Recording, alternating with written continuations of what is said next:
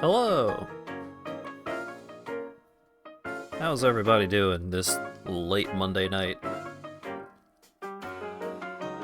It's, it's time for RuneScape, I guess. I slept way too much today. Slept for, like, not quite 12 hours, but closer to 12 hours than it should have been. Have you escaped yet? Have I escaped yet? No. I started playing again recently, in fact. I have done the opposite of escape.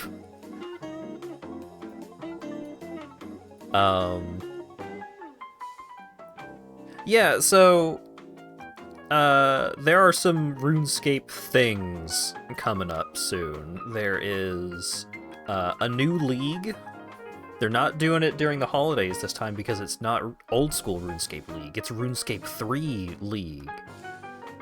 And most people are not super happy about RuneScape 3 continuing to exist in general.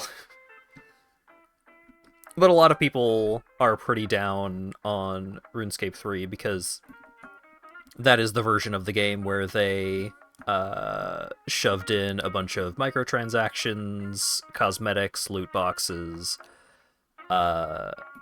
like paying, like you can buy stuff that can give you mechanical advantages in the game, and so a lot of people are just like, fuck this. Totally reasonable. And anytime they try and put something like that into old school RuneScape, they're like, fuck no, absolutely not.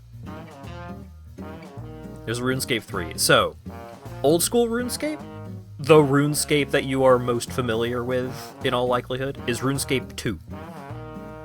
RuneScape 1 was RuneScape Classic. RuneScape Classic was sprite-based.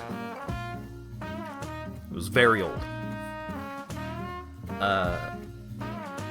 So, the RuneScape that most people are familiar with is old school RuneScape, and what is officially currently titled RuneScape is RuneScape 3. And RuneScape 3 does some neat things, some things that I appreciate. Like, it lets you have a tool belt, so you have access to stuff like a pickaxe and a fishing rod and stuff like that all the time, without it taking up, like, one of your hand slots or inventory slots or what have you. Stuff like that is neat, but there are some problems with RuneScape 3. But they're doing a league on it, and I fucking love playing leagues in RuneScape. Accelerated progression, very discrete tasks that they send you out to complete. And when you complete a bunch of these tasks, then you get big mechanical rewards, and it's all a temporary game mode, so they can kind of do whatever the fuck and just go crazy with it. And that's great. Love that. Have a great time. But also, starting a month after the RuneScape 3 League starts, old school RuneScape is doing basically a miniature league. Where they're not introducing... I think they are sticking mostly to bringing back mechanics and bonuses and stuff from older leagues, because they are doing it in the form of, instead of just having a giant list of tasks that you're expected to complete, they're doing it like a bingo style, as a way to introduce a bingo system, like an official way to do a bingo type thing in RuneScape, which they have been planning on implementing for a while. They're doing like an event around it. So there's the RuneScape 3 League, and then there's this bingo event.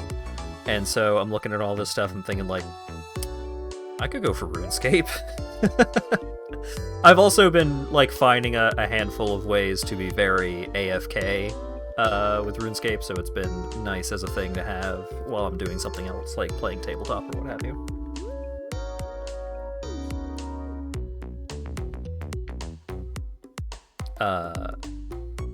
But yeah, it's, I've been playing some RuneScape. I've also been playing Cyberpunk. I booted that back up again last night, and man, in its current state, Cyberpunk 2077 is a really good video game. I like it a lot.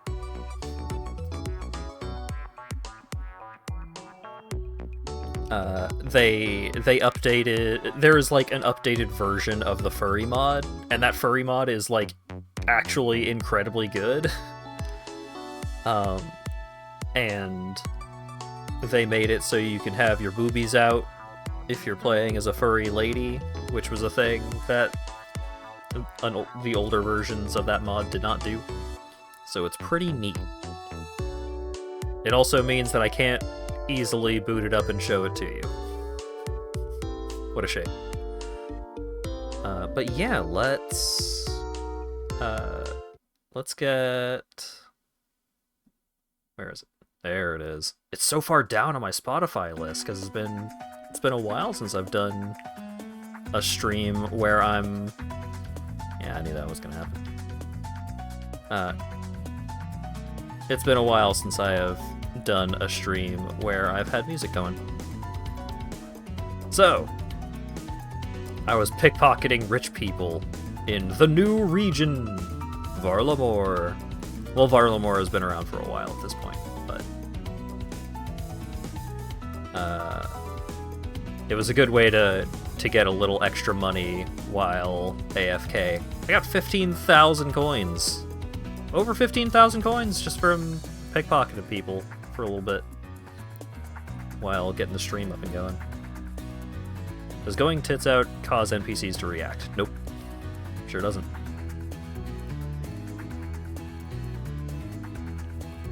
All this stuff away.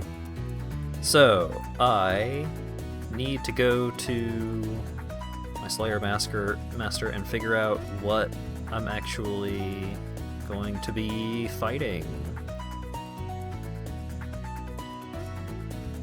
Because I don't know. Is there any...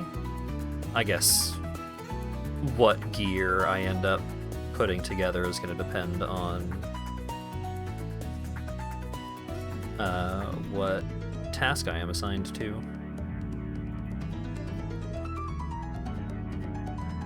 You didn't tell... If I didn't tell you that was new content compared to 2007, you wouldn't be able to tell. So, I think they generally do a really great job with the new content in this game, because stylistically, it's very similar. Like, they keep the look of the game pretty consistent, but they're still able to introduce a bunch of new stuff to do. Like, the fucking...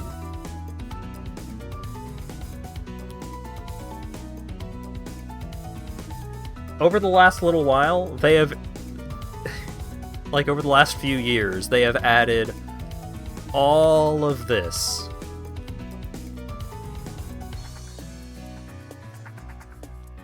Like, up until a few years ago, none of this existed. And now all of this exists, and this like, these two regions, Varlamore and Karend, are so chock full of content, it's crazy. There is so much to do over there. Is OSRS the Elden Ring of RuneScape? Yeah. Yeah. We'll say that.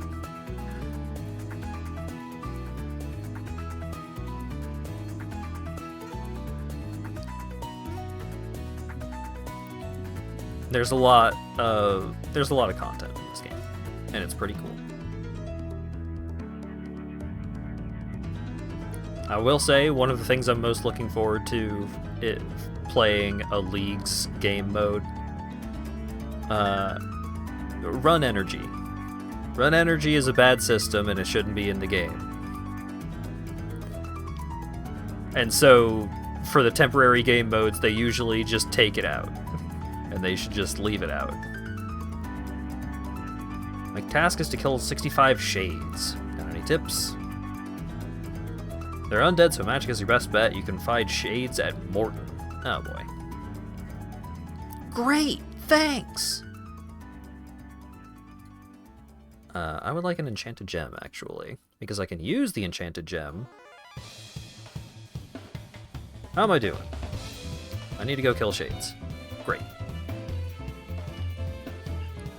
I'm going to assume... Shades. I'm going to assume that they are weak to air.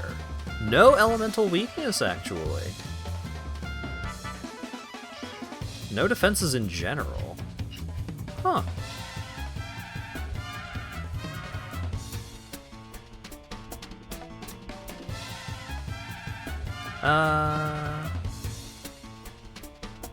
Wait.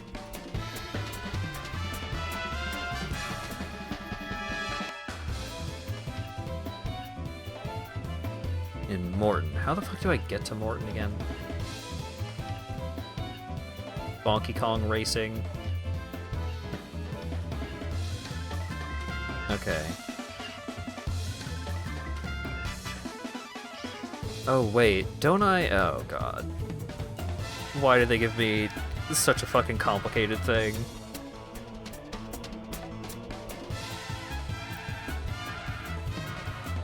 Because shades are like a whole fucking thing.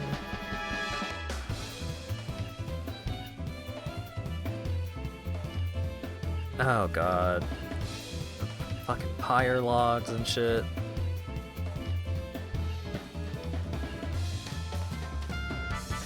I could just go to the Catacombs of Kourend. There are also shades there.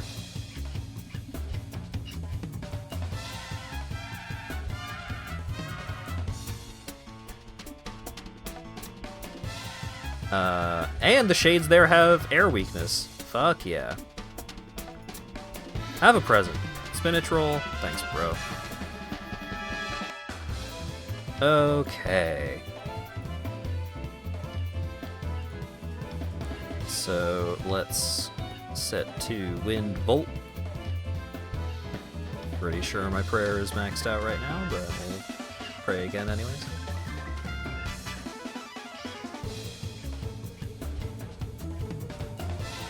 Let's go get some food. Do shades attack melee? They do. Okay, so let's set the quick prayer to melee. Already done. Thanks, past me.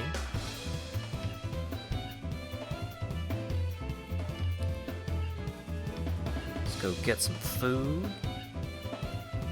I got a bunch of raw fish stocked up from doing the fishing trawler minigame for a while, which... Boy, I love the fishing trawler. I love to do 5 things and then sit around for 4 minutes. It's a great time. Okay, so let's go to Kourend Castle. I am not wearing my combat gear. I'm still wearing my graceful set. My full graceful. Because that was like one of the first things that I did.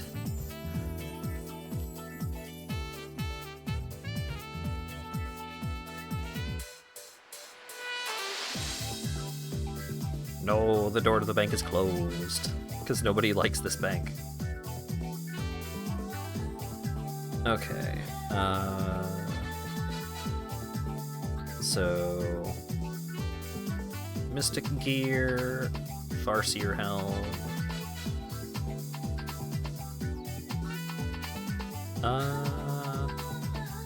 what kind of shield do I want? Oh yeah, the Brutu shield gives like a shitload of prayer. Alright. I've got myself some... There are some who call me Tim vibes going on here. Graceful gloves. I do have a combat bracer.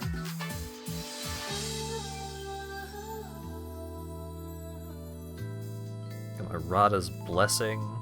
I can just wear the Ardoyan cloak. Let's put the hammer in the mining. Or are the cakes in the mining? Where the fuck did the hammer go?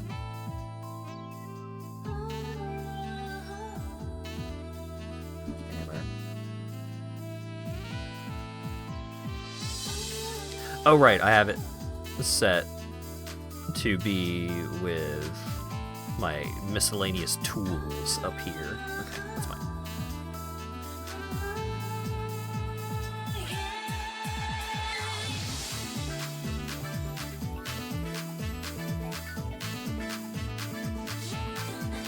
Pretty fitting that this was the music that was playing while I was trying to get my look put together.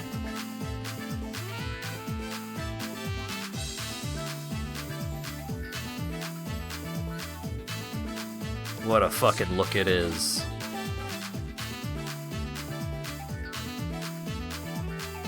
I unlocked a new music track? I've never been down here?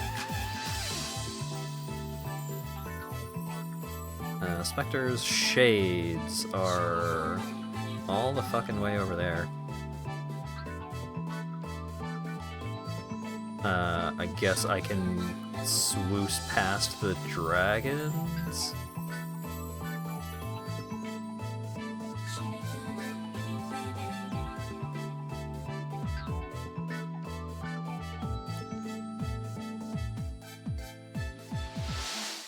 Oh yeah, I need to kill a hellhound. Please do not hurt me too bad. I am just passing through. Ouch. Ouch.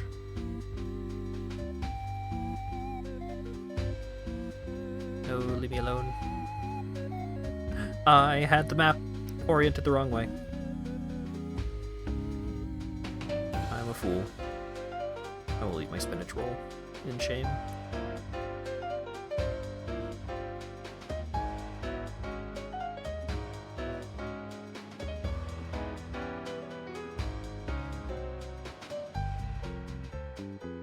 Okay. Just need to kill one of these bad boys.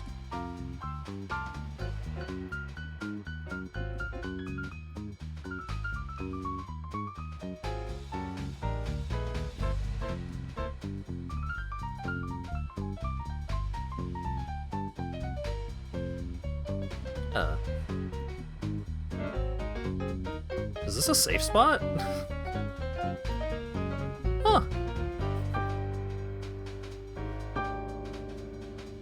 Alright. And I need to kill one of these fellas. Because when I do, a thing's gonna happen.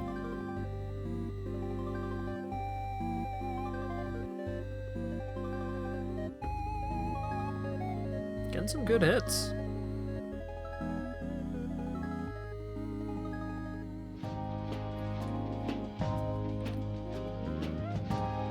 Okay, so over there is where I'm headed, huh? Ooh, big 12. Ooh, death runes. Nice. I completed a combat task. Ooh, that's an 18. Ooh, leave me alone.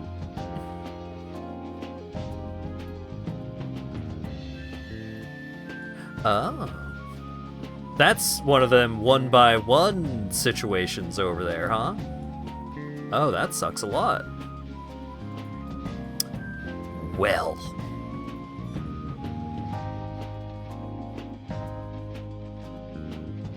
Lesson learned. Don't try and swoosh past the dragons. It's a bad time. I guess I go to Port Piscarilius through Port Sarim. Guess that's where I'm going.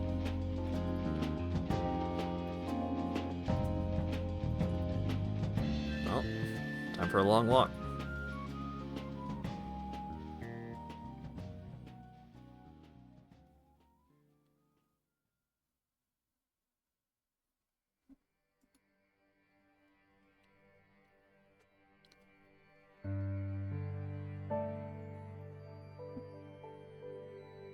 Oh wait, actually... my shit is going to be where the dragons are. So let's go get my don't get instantly murdered by dragons shield.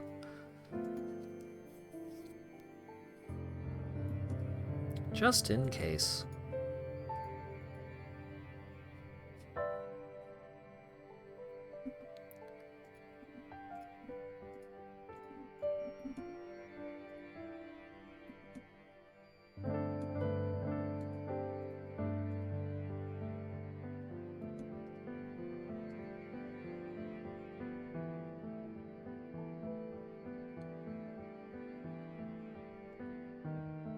I also need money. There's a bank in Draenor that I can stop by.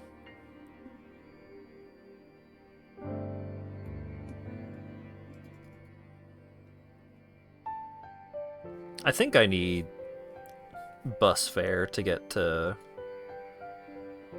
Piscarilius from Sarim.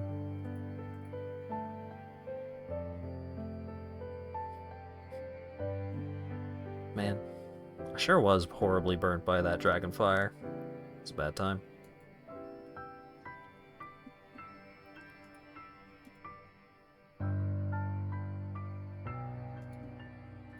Sure, I'll take out $10,000.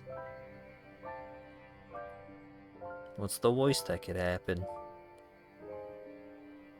Check out this sick agility shortcut.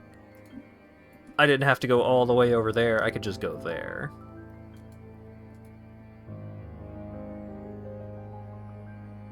I needed $0 to go to Port Piscarilius. So now I'm just carrying around a bunch of money for no reason.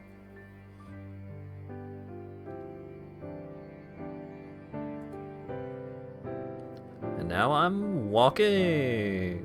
Walkscape engaged. Christopher Walken.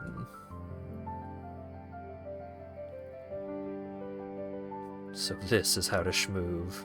Now this is how to schmoove. This is the authentic RuneScape schmoovement experience right here. Spending a lot of time walking places because you ran out of run juice.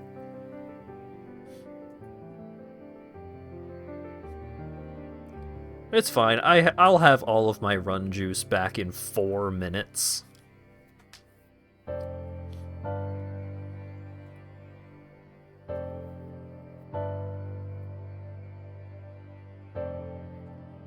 Nothing to worry about. Another thing that Jagex does pretty well with is, like, their willingness to change things.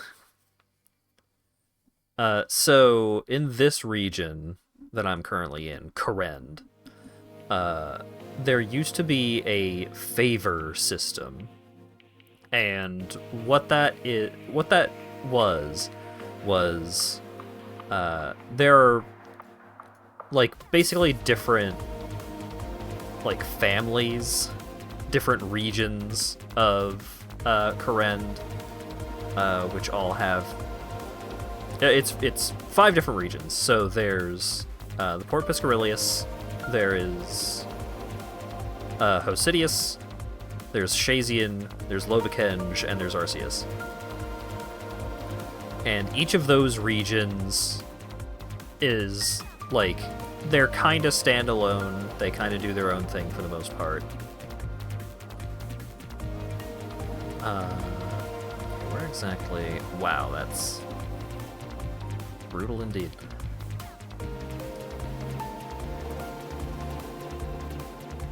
Each of these regions, they're kind of doing their own thing, but are technically all part of a kingdom of Korend.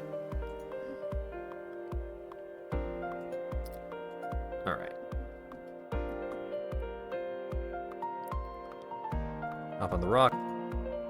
Give me all my stuff.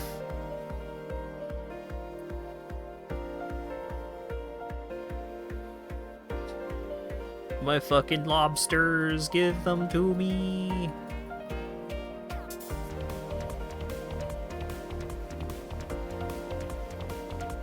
Alright, just get me out of here. I'll take the other way around.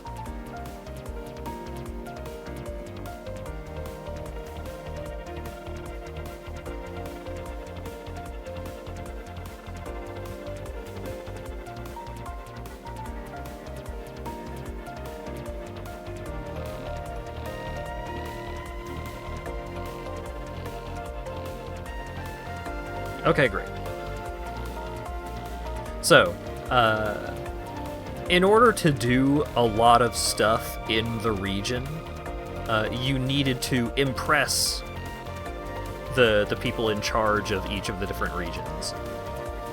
So you would need to, like, plow fields in Hosidius, which is the farming area. And stuff like that.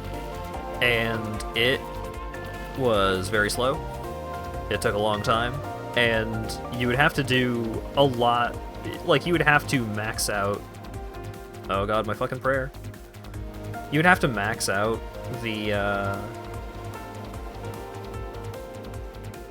favor with each of the regions in order to do, like, some big important mini games.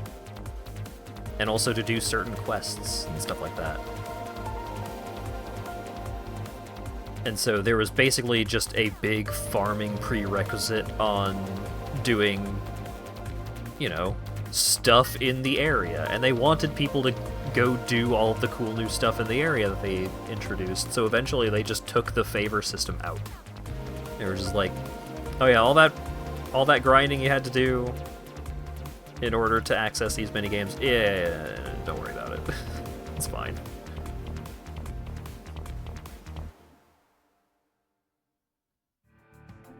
Oh, so if you didn't watch my my League's gameplay,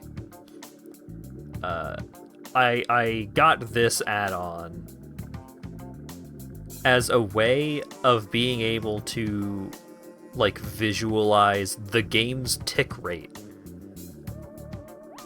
RuneScape runs at a tick rate of 0.6 seconds per game tick. So these little indicators are alternating 1, 2, 1, 2, so that's like every time it switches, that's one game tick. And I utilized this add-on for fighting a League's exclusive boss encounter, which I essentially had to stay on rhythm of a specific 5-action sequence, and I had to, like,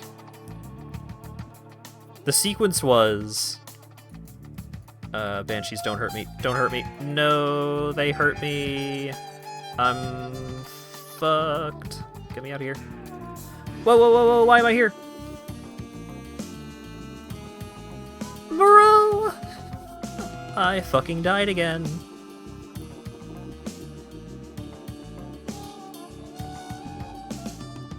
Basically, I had to go pray magic, pray missiles, pray melee, move, and then click one of the bosses. And I had to do that exactly on that rhythm, and if I ever fell off of the rhythm, then I would probably die.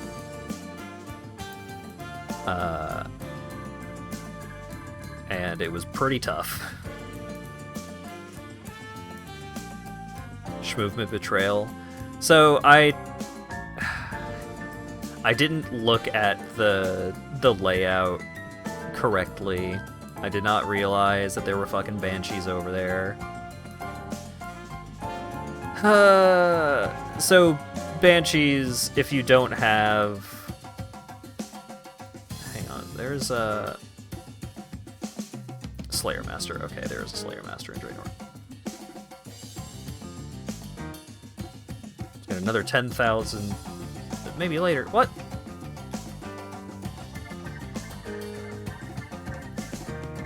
If you don't have earmuffs on and banshees attack you, then it stuns you and drains your stats.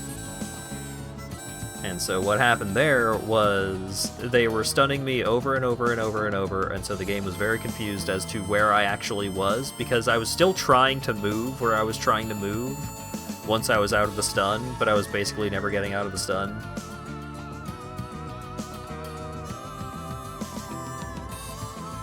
And so I just got wombo comboed.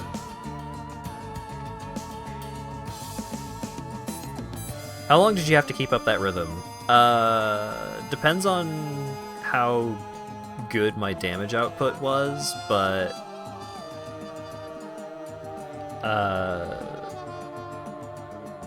several minutes.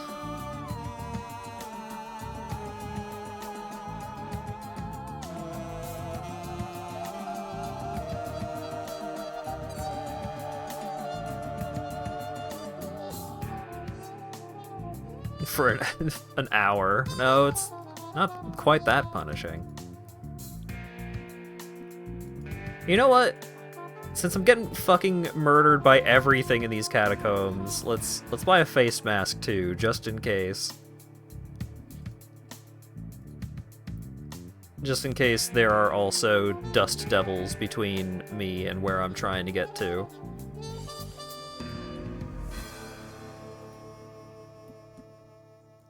Was it frame perfect? You have to input. So like you can see 1 2 1 2 1 2 1 2. So it like between when they switch and when they next switch is approximately 0.6 seconds. If you did not input the action within that 0.6 second period, then you would probably get hit, you would lose the rhythm which you were on,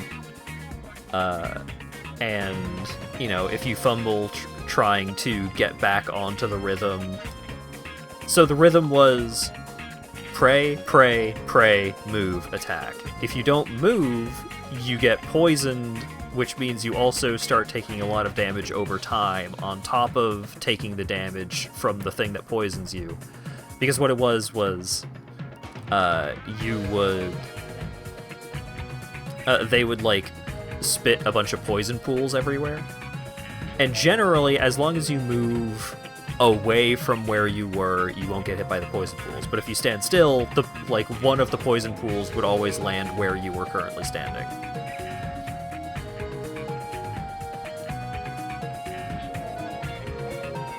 So it's not frame perfect. Like, I could press the next prayer, or click to move, or click to attack at any point between these two lights switching. But if I fuck that up, things go very bad very quickly.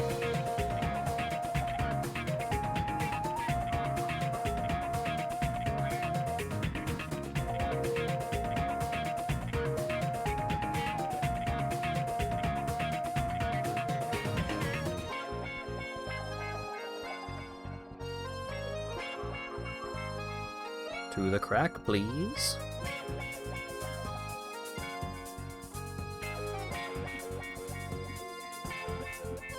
Okay.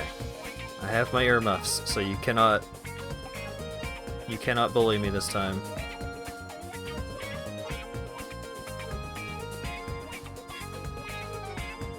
Point at me all you like, but I'm free.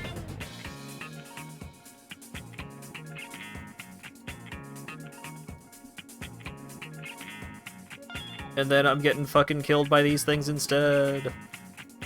Eat the lobsters.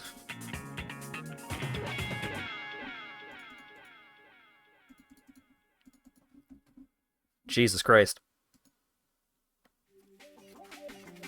What a goddamn endeavor to get over here. And now I have, like, no prayer left, and I didn't bring prayer potions. Good lord.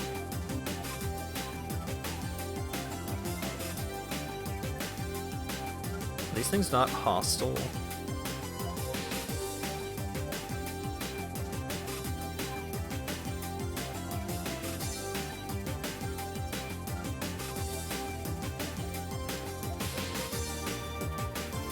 What?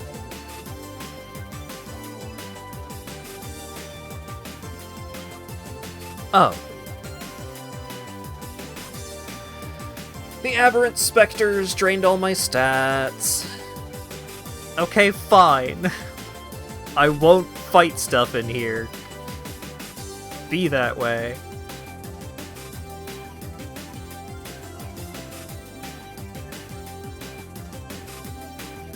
What do I need for the Aberrant Spectres to not drain all... Oh, God.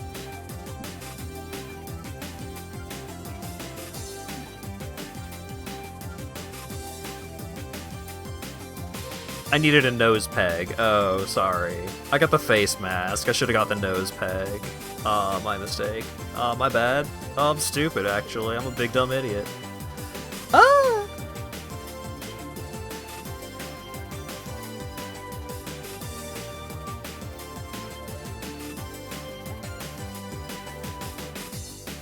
I just wanted to go to the catacombs of Corrent. But the one enemy that I wanted to fight there was tucked between, like, Rock Place Avenue and hard... Gah!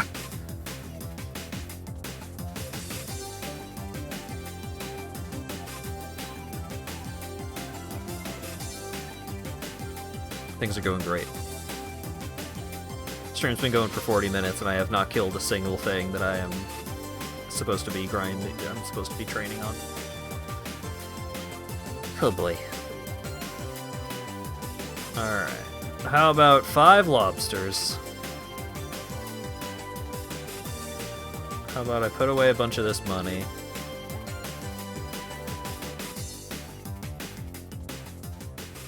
Okay, where the fuck?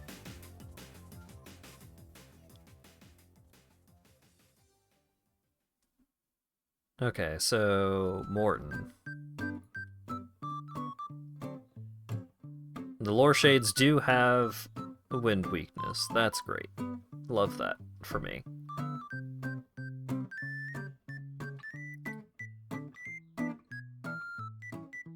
How do I get to Morton?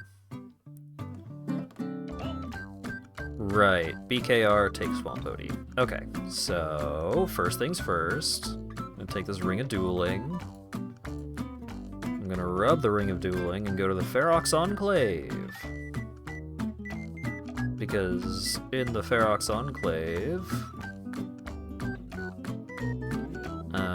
where is it again? I don't come here to actually restore my stats that often. There's a thing here. There we go. Yo, free trout. Let's fucking go.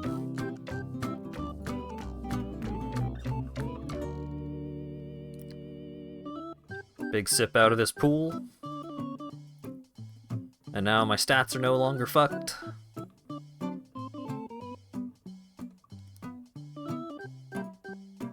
Silksong didn't win the poll, Burke. You should have voted harder.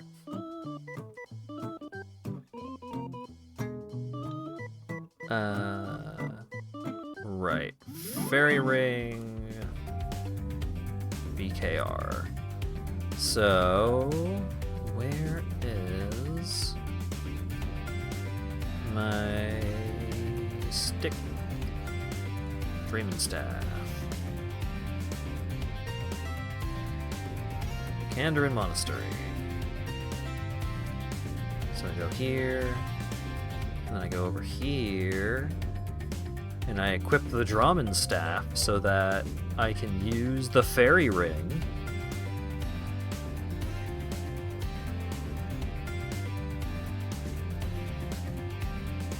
BKR.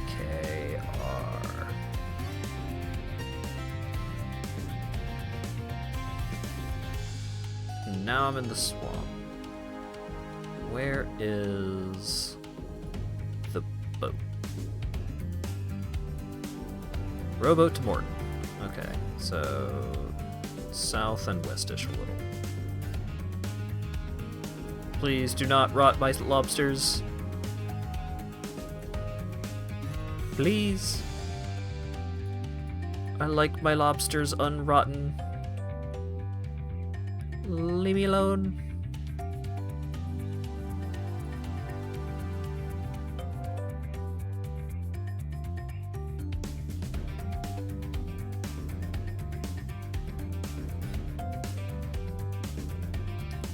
I have arrived in Morton. And now I fight these things for a little bit.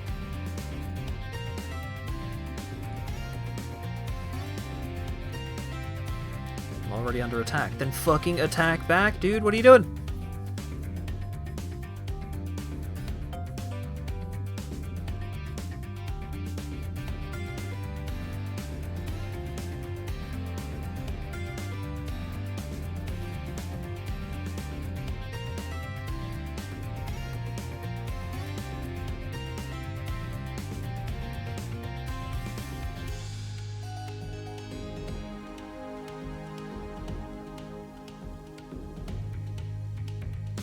What do you mean I'm already under attack? By what? What? Zombies started attacking me. I was in the middle of fighting something. This place sucks.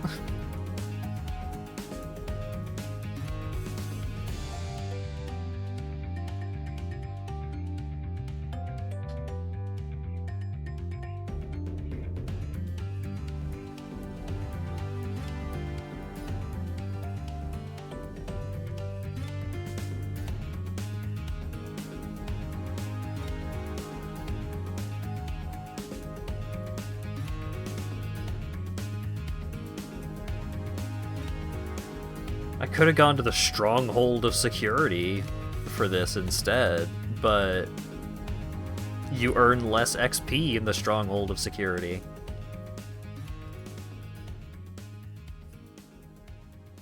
And I'm trying to get Slayer levels.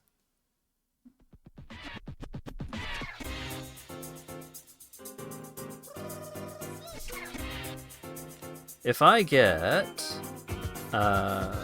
level 50 Slayer, then I can start a quest and progress throughout that quest for just enough time to unlock the ability to mine for prayer XP. Where are all the shades?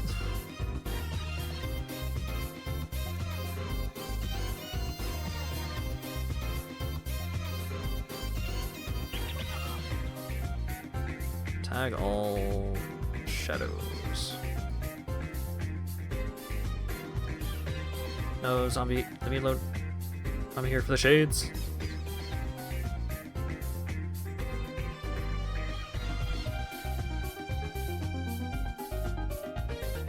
Or they keep interrupting each other's combat. This is so weird. Still need to kill 60 more of these things. Okie dokie. Whatever you say, Chief.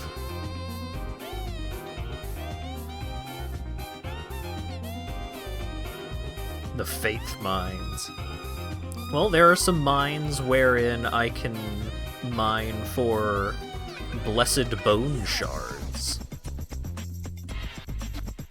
And then I can turn those shards into a bunch of XP. Why are they allowed to interrupt each other?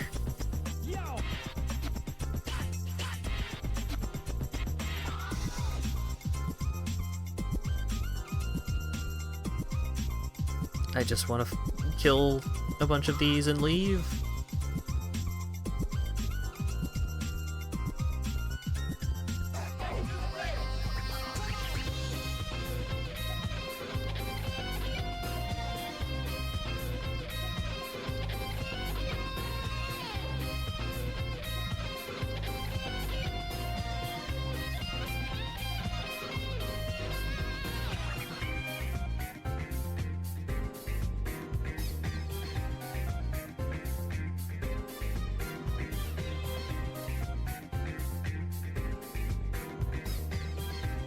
And I can use all of these remains for a mini-game. Except the minigame requires a bunch of materials that I don't have with me.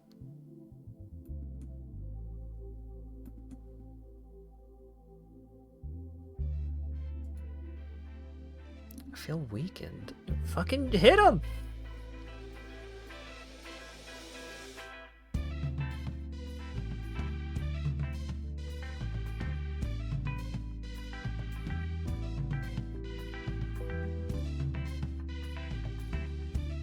Cast Wind Bolt at these mother frickers.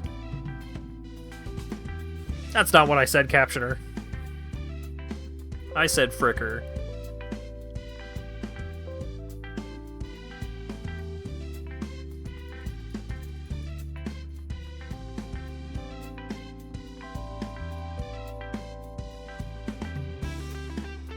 Man. I wish I had banknote right now.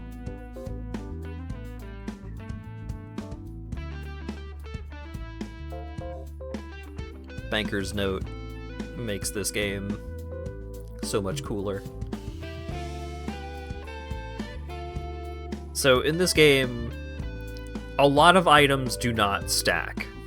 So like, I can't have a stack of 20 lobsters. I have one lobster taking up one inventory slot each. But in leagues, there will sometimes be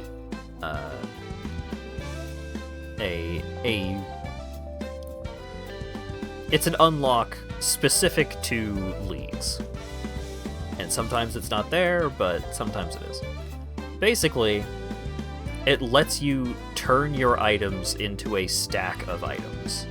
Because normally you can have a stack of a bunch of items in the form of banknotes, but you can't actually use them, and you cannot turn items into banknotes or turn things from banknotes into items, unless you were at a bank. But the banker's note lets you do that, and it's cool.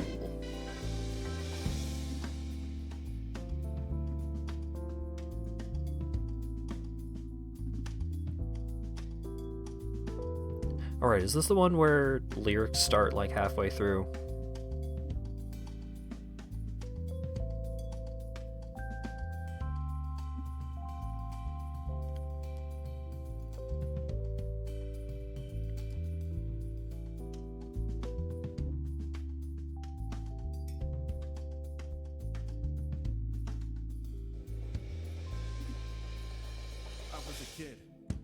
Yeah. Remove from this playlist. Because the rap sections are cool, but it's I can't have music with lyrics going because it speech jams me.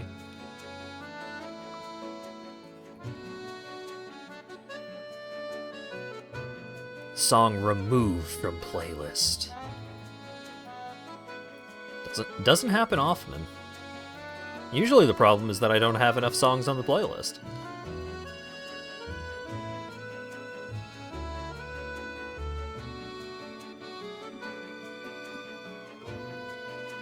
I did add some new Deltarune songs to the playlist, because it's been a while. And if you are going to be frustrated by, like, hearing songs that are in the game as a spoiler, then that's on you, bud.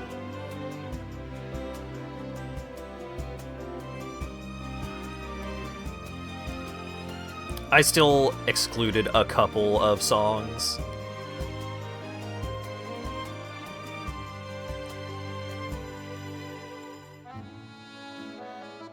Or, like, a couple of songs that I think might go well in the playlist. I left them out because they were for specific moments in the game, and it's just like, this is... nah. We'll leave these out.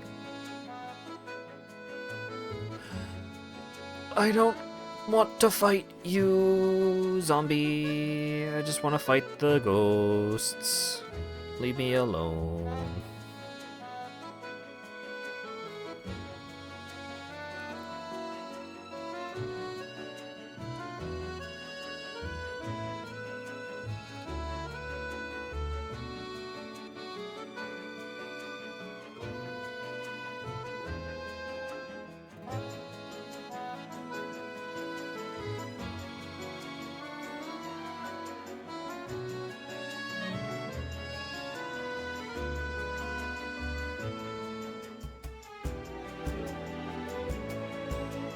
just hanging out, casting air blast at ghosts over and over. Only 43 more to go. And they don't drop anything other than these remains.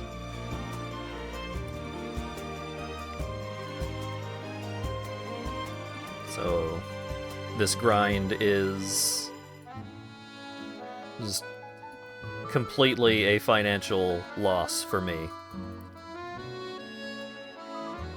No, the fucking zombie is here. Get out of here.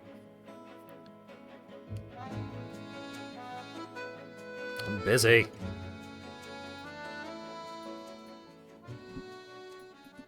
Well, zombie dropped loot, at least. My inventory's already full of bullshit, so oh well.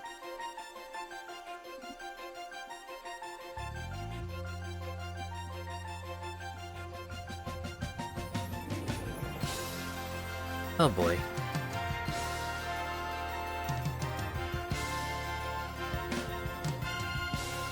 There's a lot of Slayer tasks you can get in this game where you just, like, go to where the thing is, and then you just hang out killing that thing for a while.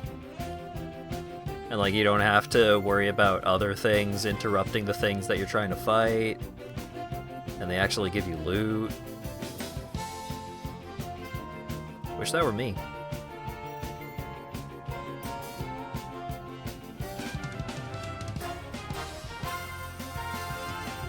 I ate a lobster so I can carry one more remains.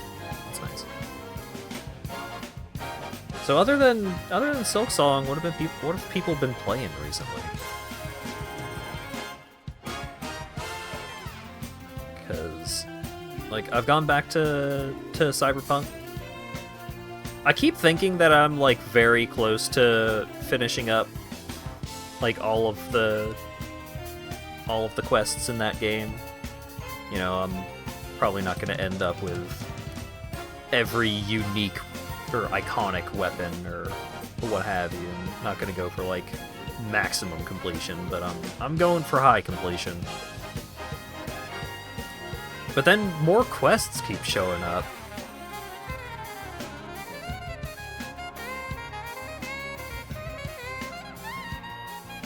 I've been playing, well, let's just say, my tablet. Art is cool. Dan Sabman gifted a tier 1 sub to Valestian Hammer. Oh boy, oh boy. John Arbuckle here to save the day. Dan Sabman gifted a tier 1 sub to McDodgerman.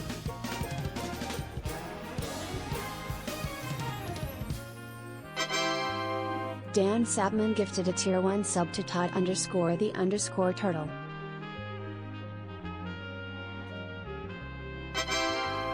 Dan Sabman gifted a tier 1 sub to Jonas Pride.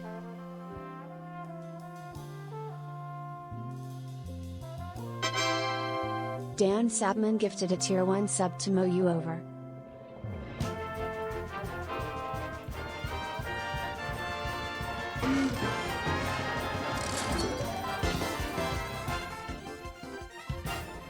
The Coffin of Andy and Laylee.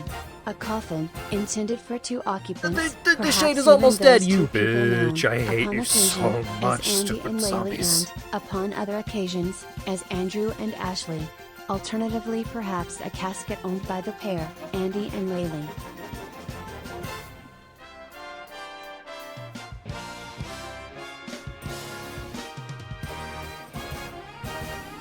Thank you for the 5 gift subs and $25 donation, Dan. Can finally cast magic in Valheim. I fucking hate it. Great.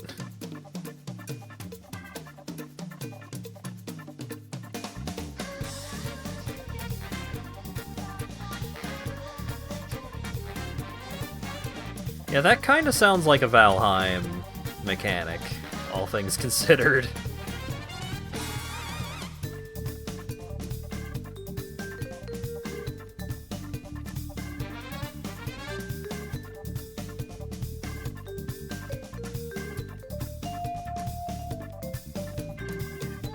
"5 minutes should be plenty. Here I go!"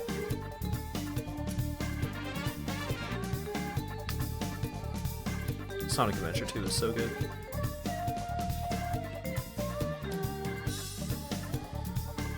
The reviews for Magic and Valheim are in.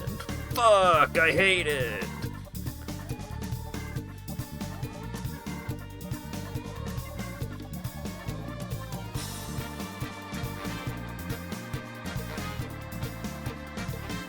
You're getting defense XP from Magic.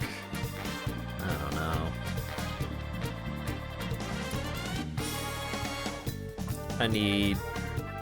I need more defense to equip the Knight's Not Helm, and then after that, I don't really care too much what happens after that.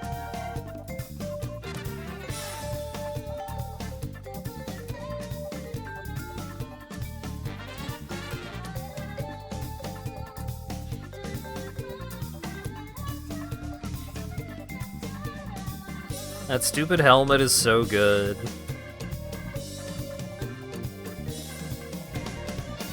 Currently on the Monty Python reference helmet. But once I get 2 more levels of defense, things will be different.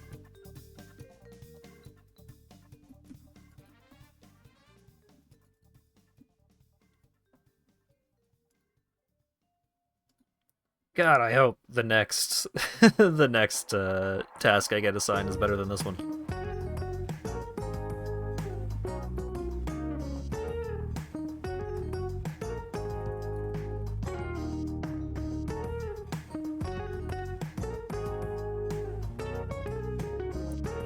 You need to eat magic food to have a mana bar, so you have almost... I don't want to get attacked by the zombie, get over here.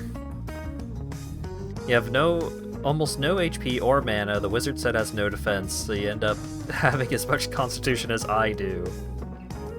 Everything folds you in 2 hits. Great.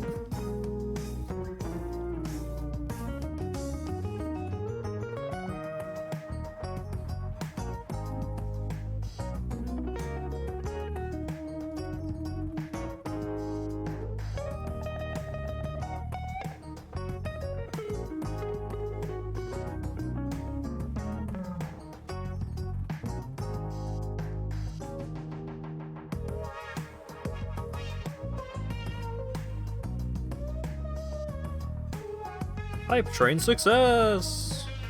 Yay! Level 2, 50%. Alright. 25 more shadows. We're getting there.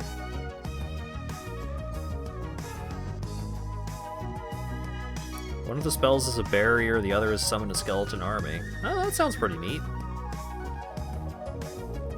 But I imagine that there are enemies that are, like, fast, like the mosquito enemies were on the plains, and I imagine there's also, like, enemies with range, so you can just get shot to death, barrier or no.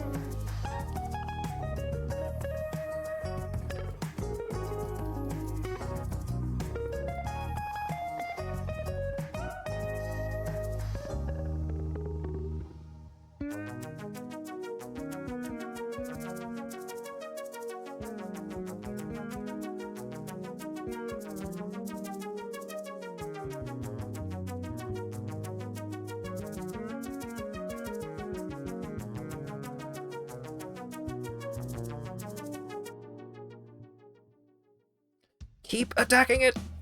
Ah! Stop attacking it! Oh boy.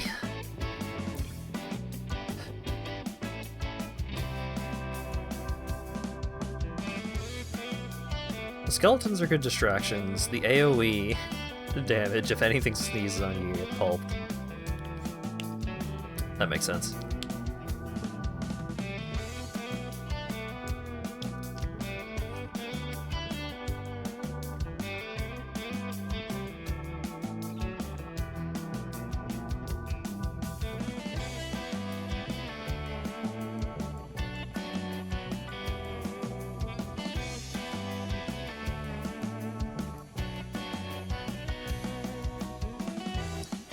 Man,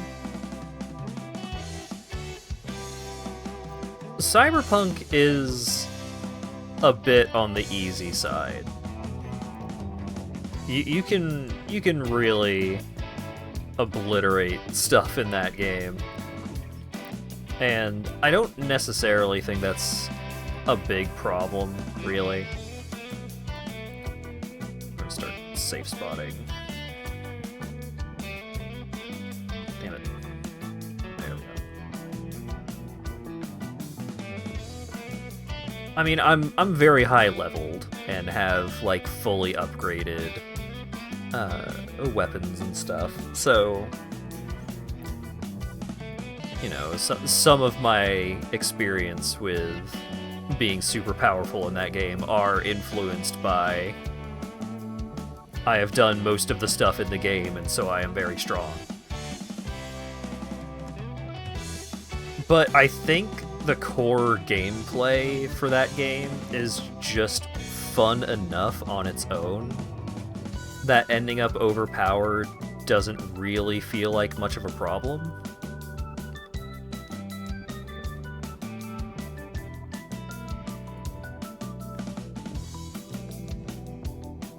So, I walk into a place, and I am trying to be sneaky. So, I have a silenced pistol for long-distance problems.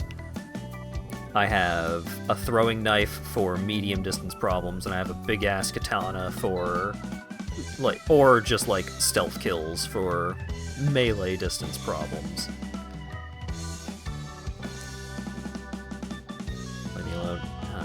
He's not gonna leave me alone, is he? Aw, come on, he's at 1 HP, you bitch.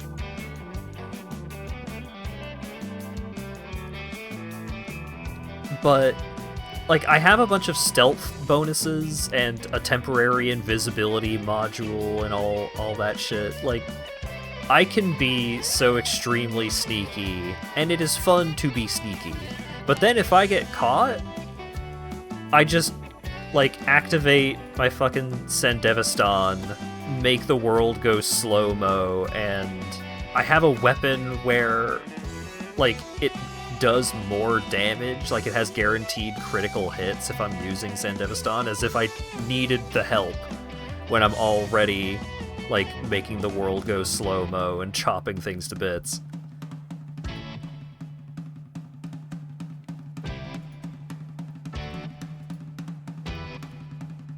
And so it's, like, so stylish, and it's just a lot of fun to goof around with the systems in that game. At one point I remembered, oh yeah, I have, like, implanted, dual blades. Like, I have dual blades that can just come out my arms.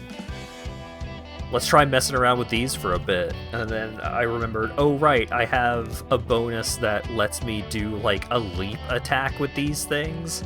So I just fucking pounce on dudes and tear them to shreds. My first time playing Cyberpunk, I tried to be non-lethal, because the game does give you a bunch of systems for being non-lethal. It's like, hey, I put a mod into my gun that makes the bullets that come out of the gun non-lethal. Great. But I would mostly try and stick to stealth non-lethal takedowns, try and clear places out without ever getting spotted and stuff like that. And I had a good time, but I think the game is a lot more fun when you cut loose and just start murking dudes. Especially because they rebalanced a bunch of those systems so that you can't just make everything non-lethal quite so easily. Stop trying when... Yeah, so hiding bodies was originally not a lethal action, but they made hiding bodies a lethal action in one... I think it was like the 2.0 update or something like that. And so once I realized, oh, I can't just put a body in a dumpster anymore because putting a body in the dumpster murders them instantly. I was like, oh, okay. If you're gonna play it like this, then I'm just going to pop these dudes in the brain and not worry about it anymore.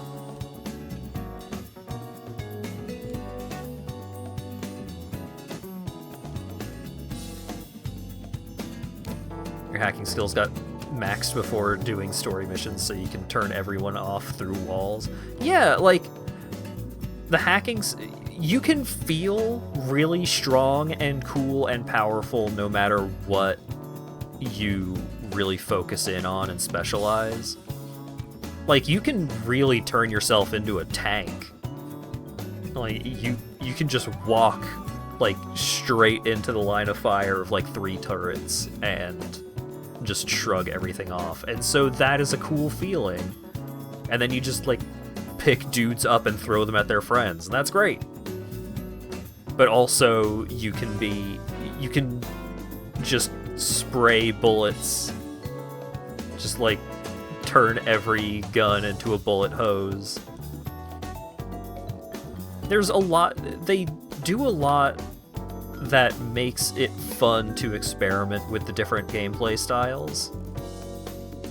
And also, they give you enough points that you can have a couple of different gameplay styles, you know, in your back pocket.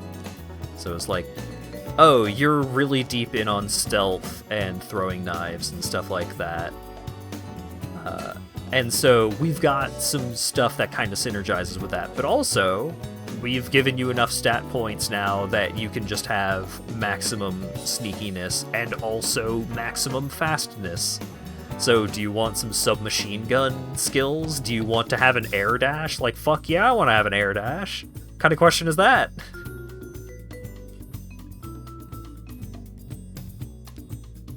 And so the way that I am usually playing right now is I start out trying to be sneaky, and if I get caught, then I am just styling on them.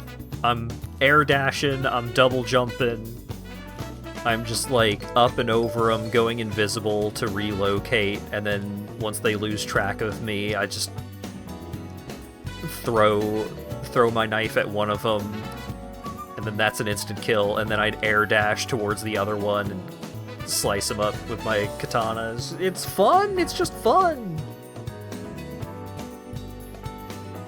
It's such a shame that game ended up with the reputation that it had, and, you know, it wasn't unearned.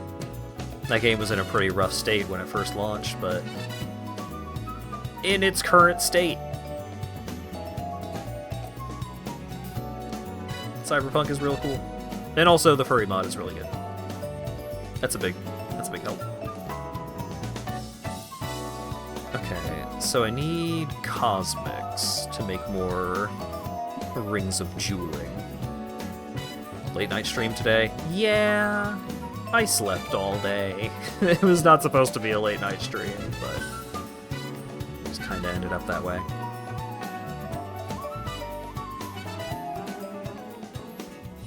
Let's enchant these emerald rings into rings of dueling. And why are rings of dueling important, you may ask? Well, I can rub the ring of dueling to go to the Ferox Enclave, which lets me refill all of my stats.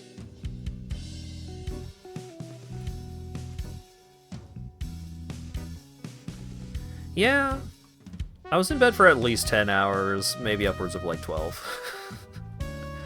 I had fucking plans today, man. I had shit I had to do today.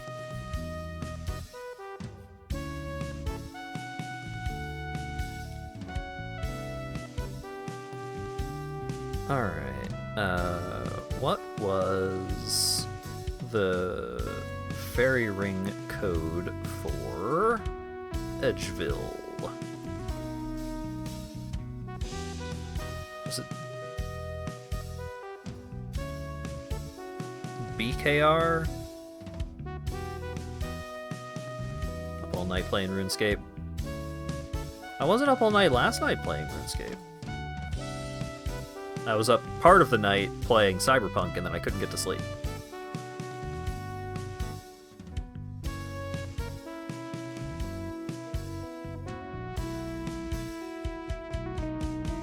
Edgeville. Diddy Kong Racing.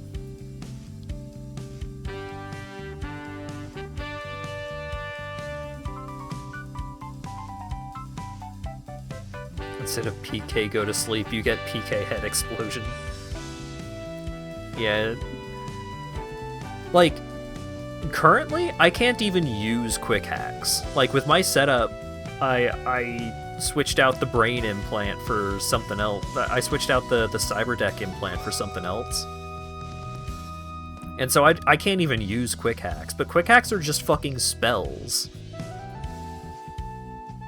And that's cool. It is fun to be a cyber wizard. I cast Explode Your Television.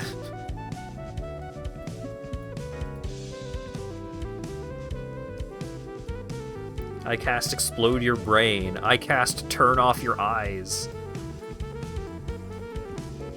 Yeah, it might be the Sandepstone that replaces quick hacks, which would make sense. The Sandepstone is very, very powerful and extremely fun to use.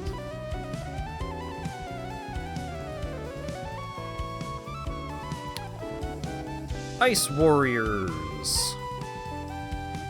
Got any tips for me? They're a kind of ice elemental. Shatter them with blunt weapons or melt them with fire. Great, thanks!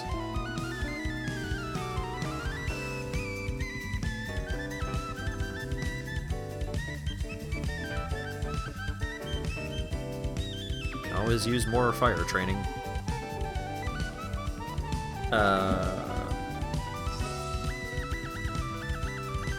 Let's see.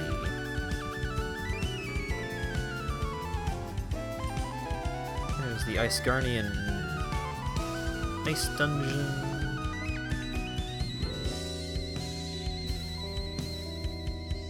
They have good accuracy. Higher levels of aggression.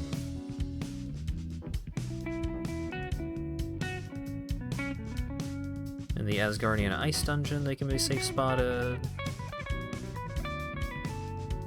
White Wolf Mountain, they can be safe spotted south of the dungeon marker.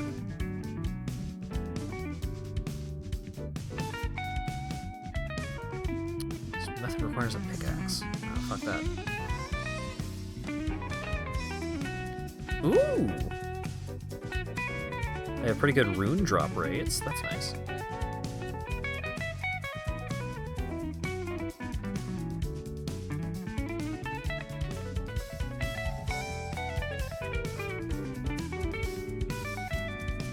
Okay, I think we'll go with the Asgardian Ice Dungeon, maybe? Oh wait, what is the fastest way to get there?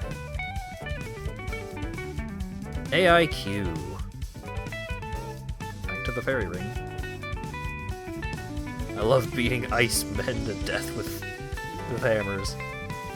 Yeah, I mean, it's a practical approach. How many people can you turn into a car bomb with that in that game? The most.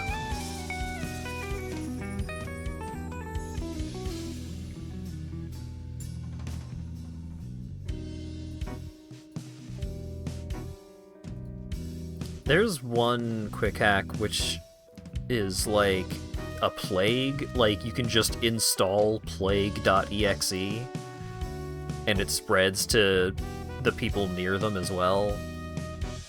And that one's pretty strong for just clearing out entire hordes of guys without even having to interact with them at all. 82 agility to crawl through that hole? Damn, bro.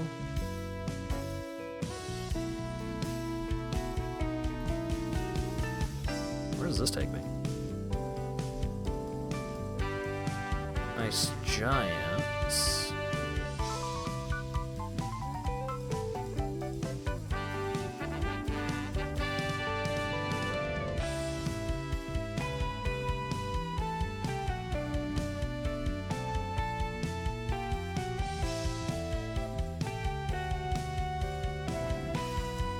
I do appreciate when enemies use quick hacks on you, and it's like, oh, someone is trying to spot your location. Someone is trying to, you know, it'll give you like a notification, hey, someone's trying to fuck with you right now.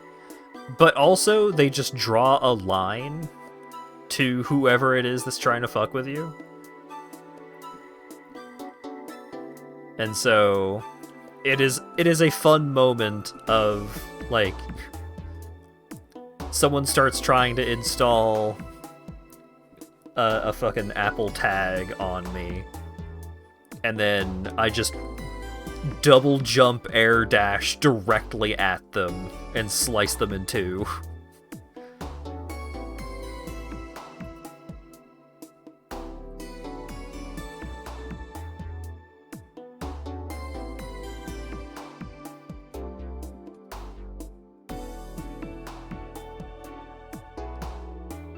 Hey, safe spot. It's mostly an anti-cover or anti-turtling mechanic, but it does reveal them as well. Yeah.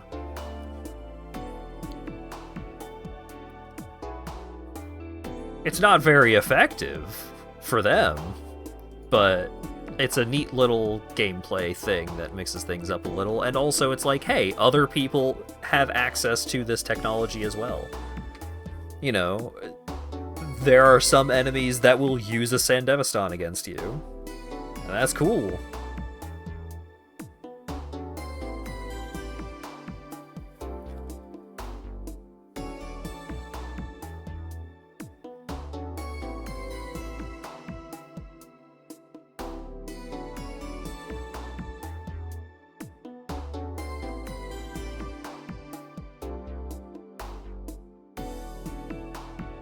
See, this is what a Slayer task should be. What? There we go.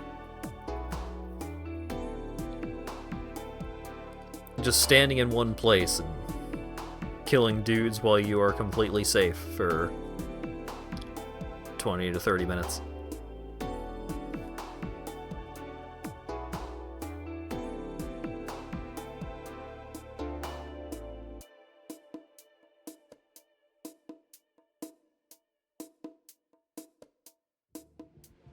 And they're, like, putting themselves into the safe spot areas. Like, look at this. Oh shit, a seed! Give me that.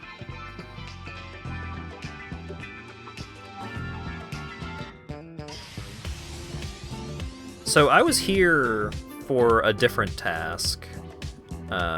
Yeah, there's some ice giants over there. And I didn't know there was a better area to try and fight these ice giants, and these ice warriors are so fucking aggressive that I could never, like, I just couldn't safe spot the ice giants without having to occasionally kill one of the ice warriors as well, because these motherfuckers will just run up on you from so far away. Give me the weed. I don't care about the battle axe, give me the Marintil.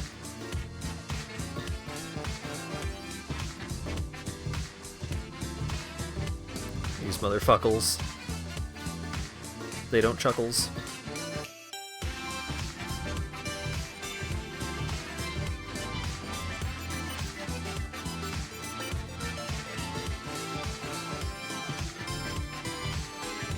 How many Chaos Runes I got? 1,400. That's good. Hey, Natures! They're level 57 and dropping iron. What posers. Yeah, y'all should have been up to steel at least. Hey, 43 Slayer!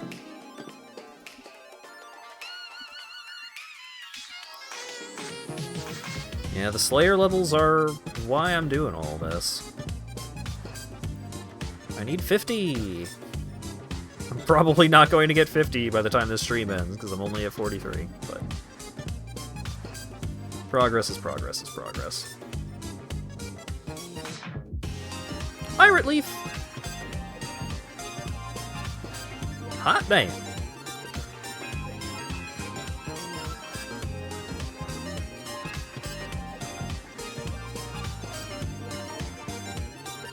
More Chaos Runes, love that.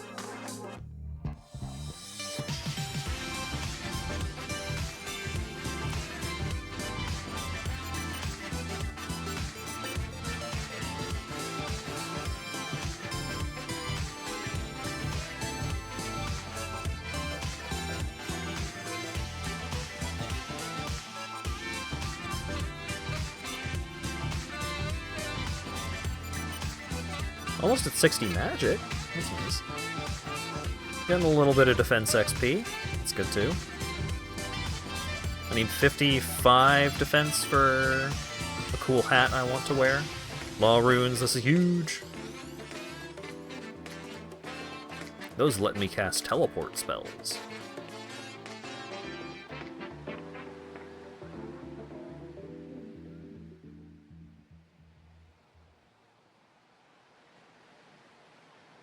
And imagine actually getting... Hey! And hit points levels?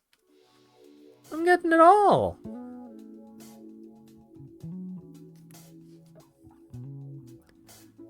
Imagine doing a Slayer task where you actually get loot. And you're not annoyed the whole time.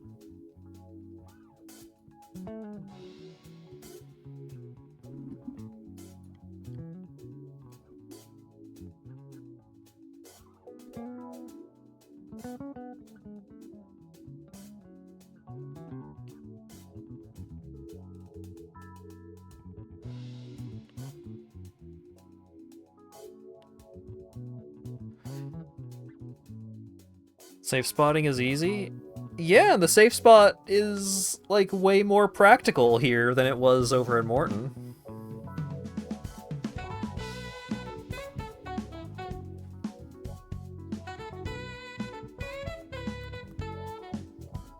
I get to just hang out over here in my plus sign, and everything comes to me, basically.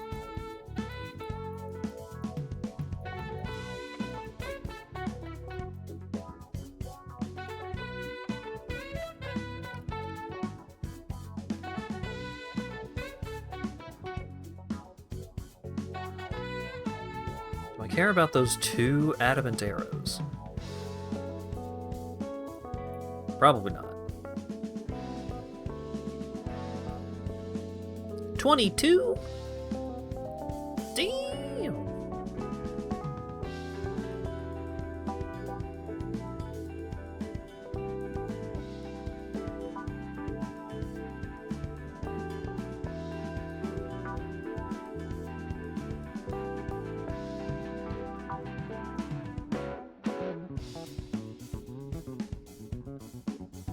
$60 magic.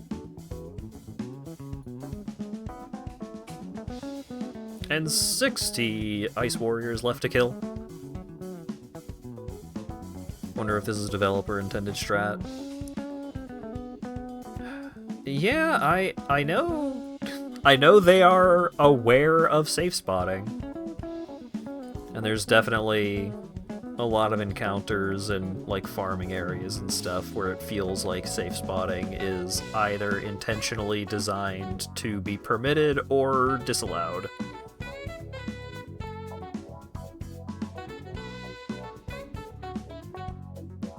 So many natures. This is great.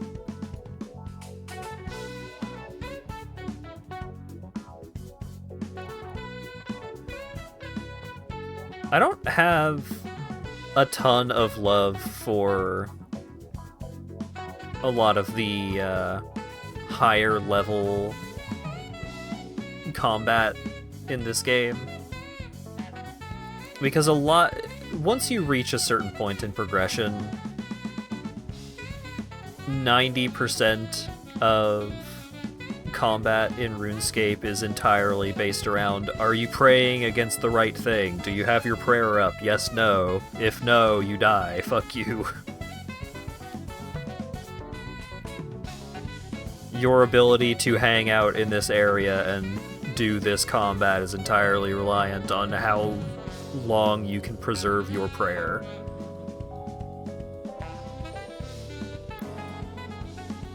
And I will take safe spotting over prayer shenanigans any day of the week.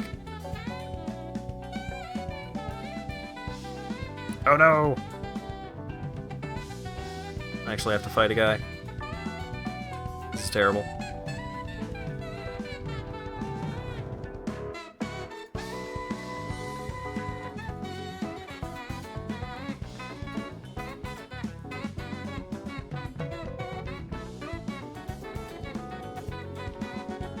Alright, back to business.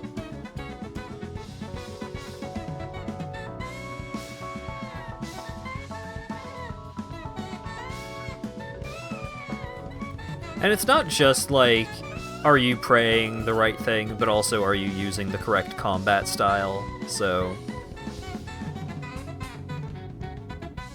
like, alright, you have your prayer restoring potions, you have your food, you have whatever loot that you're getting, you have your runes for casting your magic, you have whatever, like, stuff, whatever gear or runes or items or whatever you need to actually get to where you're trying to do this farming. Alright, now that you have all of that, you also need to pack an entirely, like, a full set of gear so that you can switch to hitting them with ranged attacks whenever they start telling you that your magic attacks don't work anymore, which they can do basically whenever they want.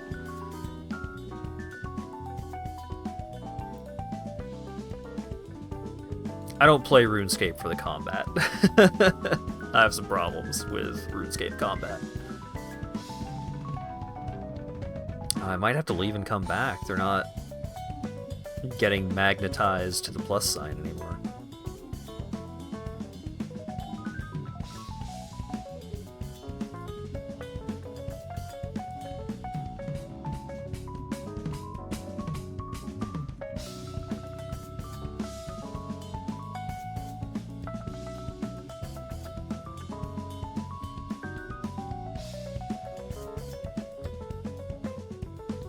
They're not mad at me anymore because I've stayed there too long. This is so sad.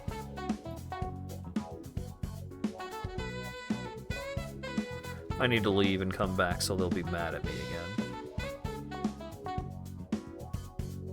Come to Gilnor for the cooking.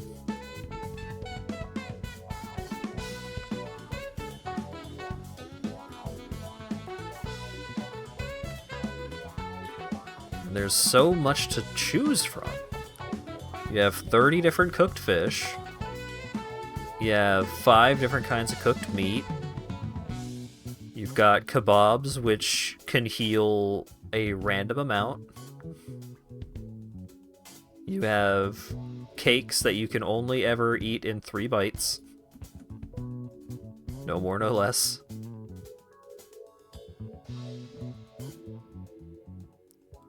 No, leave me alone.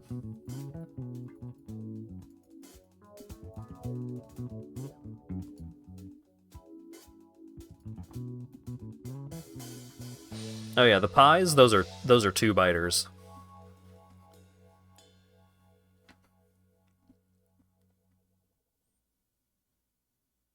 But some of the pies make you better at things. Big 24.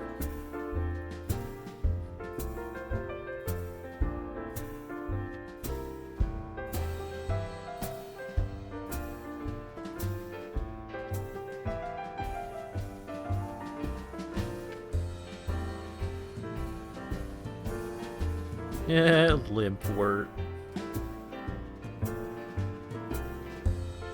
I wonder what limpwort, the OSRS content creator, is gonna do about his current situation. So, limpwort has been doing a... Ooh, Torstal Seed! Limpwort has been doing a one-chunk Iron Man challenge for a while now. And what this is... Where are you going? What this is the game's world is divided up into chunks. And basically, extreme one-chunk challenges are basically you have your starter chunk, and the intent is you do everything you can possibly do in that chunk, and then you can move on to one of the adjacent chunks. And you just do that until you've beaten all of the stuff in the game. So one of the things that he ended up doing for this challenge was he killed 500,000 level, I think they were like level 2 man NPCs in order to get 99 defense.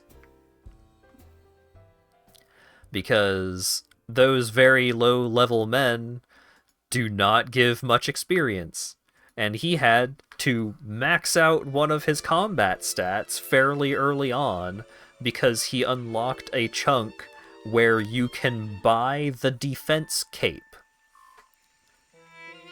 And you have to do everything that you can do in a chunk once you have unlocked that chunk. And so he unlocked the chunk where you can buy the defense cape, which you can only buy if you have 99 defense, which is the maximum level. And so he spent a hot minute killing 500,000 men.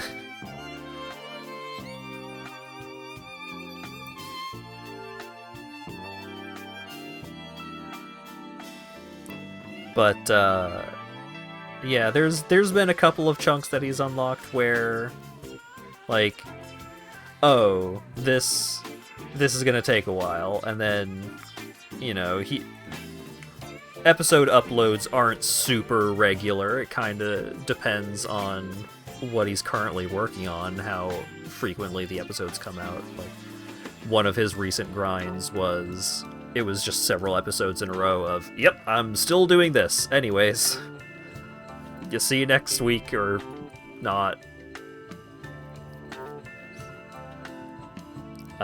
But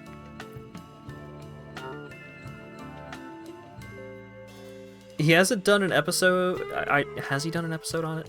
One of his most recent, chunk unlock was essentially an obligation to try and grind for an item that could potentially take years to get a drop.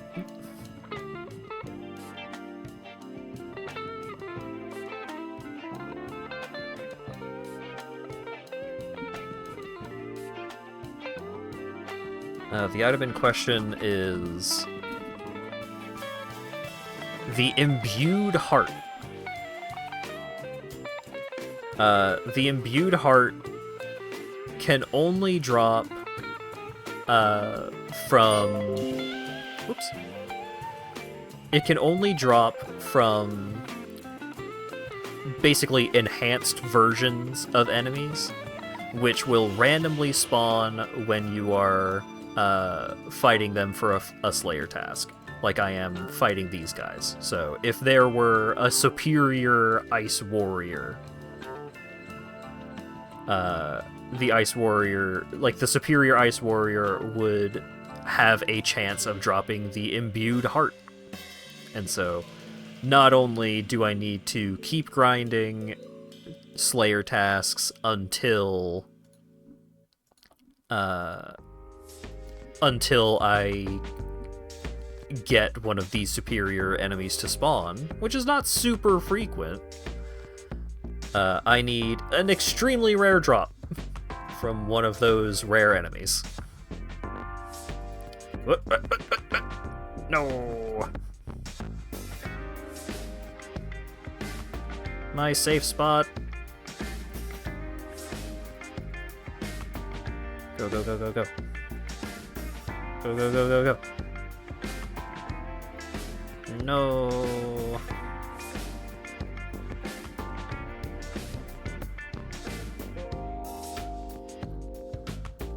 What's the drop rate on the imbued heart again?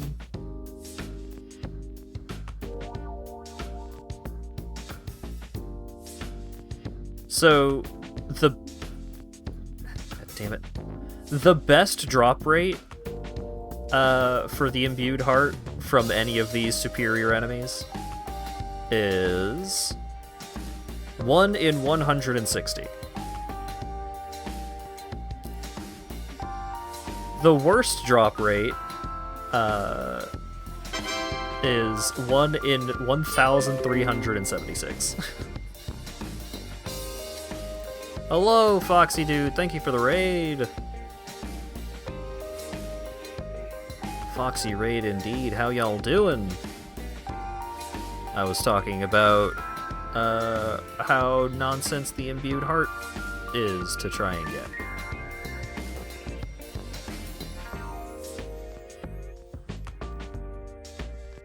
Foxy beat Mega Man 2, get angry at Mega Man 2 again.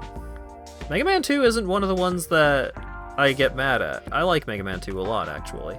I'm out of fire runes! I'm a fool.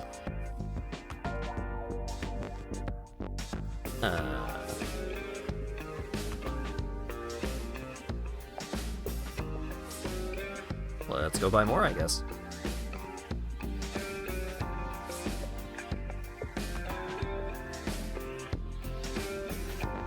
Beat 1 and 2 tonight. Nice! One stream is pretty good for both of them. Because 2 is definitely beatable in one stream, but it's a little tough to try and fit in both 1 and 2. Yeah, I like Mega Man 2 a lot. It's definitely got problems. A lot of very rude instant death situations.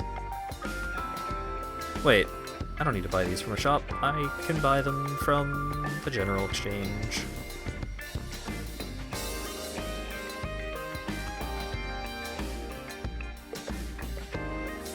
Does RuneScape have an ending? So, there's a lot of different criteria one could consider to be completing RuneScape. Thank you for the follow, Foxy D.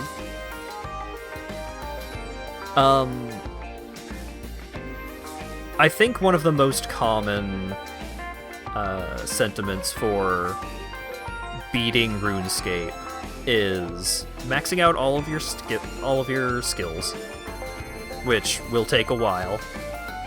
Maximum of 99 in any given skill.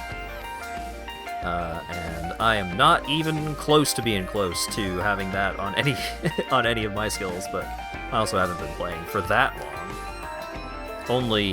I've only been playing this character for 10 days and 5 hours. There's a bunch of quests in the game. Completing all of the quests is usually included as part of being done, quote-unquote. There's a bunch of achievement diaries, which require you to do a bunch of different things in a bunch of different areas, but these usually give you pretty huge bonuses for one reason or another. Usually the requirements for doing these achievement diaries are like big grinds or requiring very high stats or something like that. For the higher tier diaries, you're supposed to like gradually work on these over time, kind of thing. But for the pros, for the people who are unreasonably good at this game, completing all of the combat achievements is one of the biggest criteria for completion, so to speak. Which is generally just like, beat these incredibly difficult bosses very quickly, beat these incredibly difficult bosses under certain restrictions, like not using any healing items, or just not getting hit at all.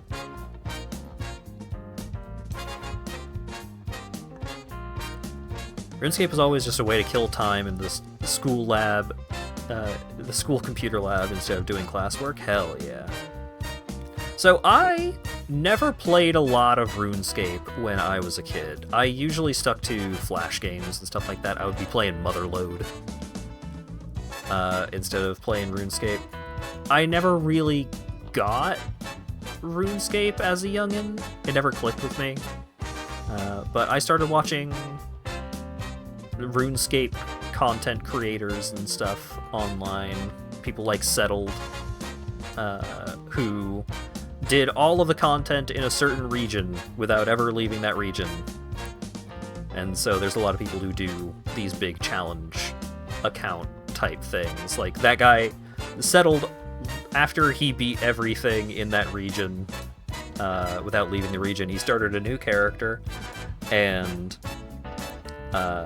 made it so you have to unlock you have to unlock a new tile in order to move on to that tile. So he started a new character, like got through the tutorial, because there's no avoiding that. And then in order to move off of the tile that he started on, in order to unlock any of the tiles around him, he needed to earn 100 XP. And he beat one of the hardest combat challenges in the game under that rule set.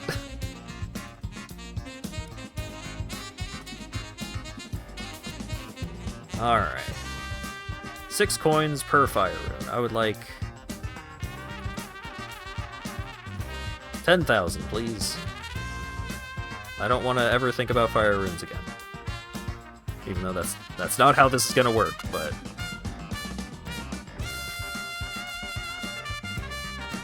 alright, so...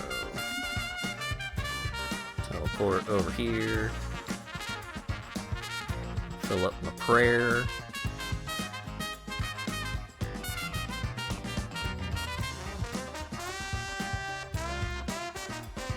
Foxy got to the boss rush with 0 E-tanks. Ooh, spooky.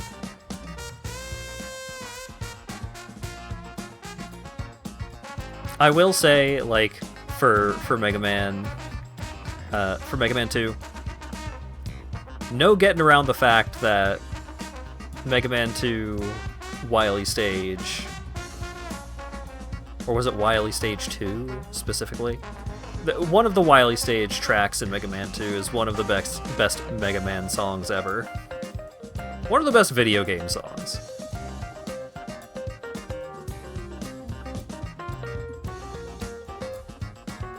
But yeah, Mega Man 2, not my favorite mainline Mega Man, but one of the better ones.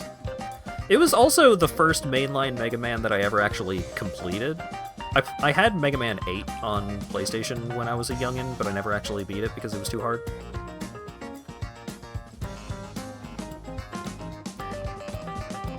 Alright, come on, safe spot, safe spot, safe spot. Don't aggro onto me, no.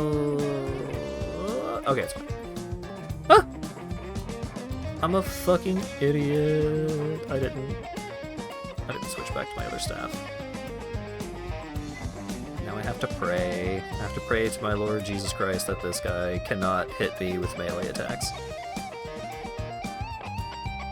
I gotta pray to Saradomin, probably? Saradomin sounds like the guy you would pray to for protect from melee.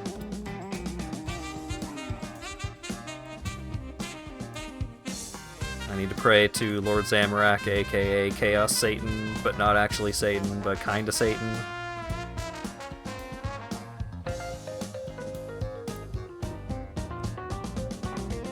Gotta pray to Serotonin. Dear God, Serotonin, please let me feel better about myself today. Been having a rough one.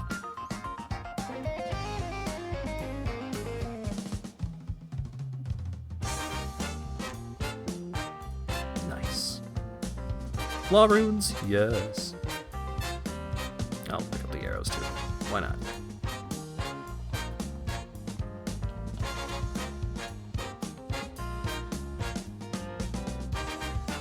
Yeah, so there is, I mean, with MMOs, there's always going to be real money trading and that kind of thing going on, which is always against the terms of service against games like this. You're never allowed to do it, but people get away with it anyways. One of the big things that these games started doing more, that started allowing that kind of thing to function a little easier, a little smoother, is you can buy tokens that allow you to have premium membership. Alright. Please don't go away. Please don't go away. I want to talk to you. I just want the law runes first. Talk. Yeah. I would love to do exercise. Push-ups. Yes, sir.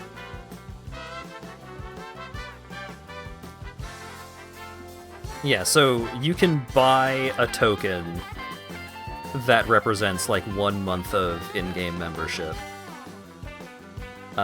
with real money, and then sell it as an in-game item on like the in-game auction house for in-game money. So now you can functionally just buy gold. So World of Warcraft did that. Old School RuneScape has that kind of system as well. And so, utilizing this kind of official measurement for how much,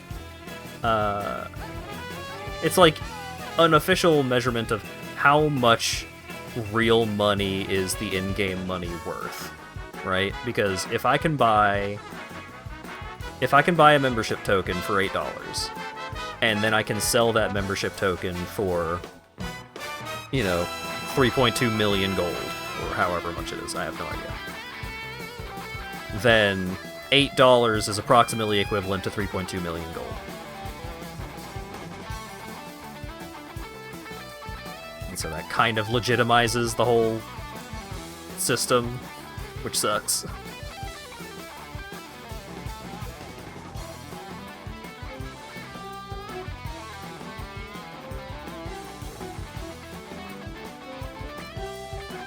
Elder Scrolls Online lets people bot because they do stuff like kill super weak mobs to put materials on the market that nobody else wants to get. I mean, explicitly allowing it, explicitly allowing bots is weird. That's a weird decision. In my mind. Old School RuneScape has been trying very, very hard to get rid of bots. Especially because the bot problem has kind of gotten pretty bad in Old School RuneScape recently. I want to farm this boss that is not contained within an instance. Like, I want to try and do this content that I cannot enter a private instance to do. A lot of bosses, you can just enter a private instance and fight that boss by yourself.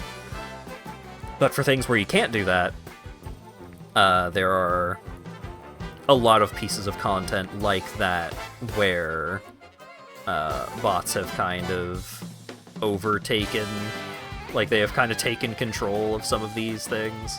And so it can be hard to farm like this certain boss to try and get a certain piece of gear because there are just tons of bots hanging out there forever. And usually, if you fight a boss and are helped by other people, then usually the loot will get split between the two of you. And so it's like, oh, well, I can't farm efficiently because the bots are getting part of the loot drops and so on and so forth.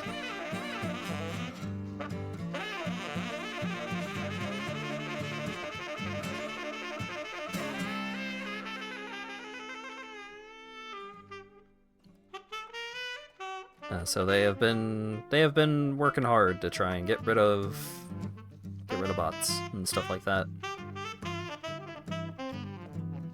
But it can be tough because botting can be very sophisticated.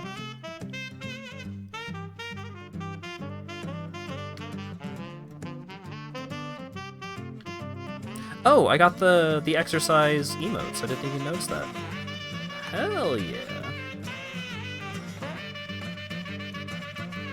Damn, I wish I had those emotes when I was doing fishing trawler grinding yesterday. I could have set myself to do a bunch of jumping jacks while waiting for the event to finish. Yeah, I need to do some star jumps IRL. Always need more exercise.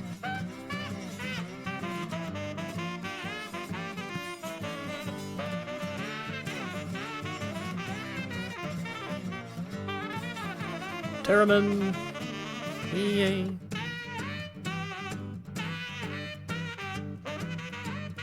I almost got by this guy.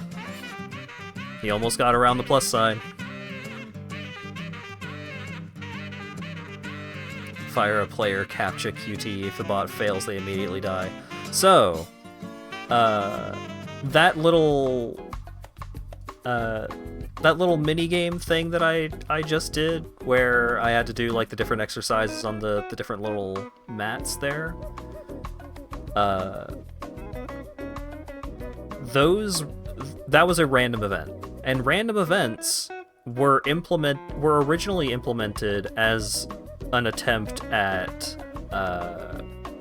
like stopping bots, because these NPCs will get in your way.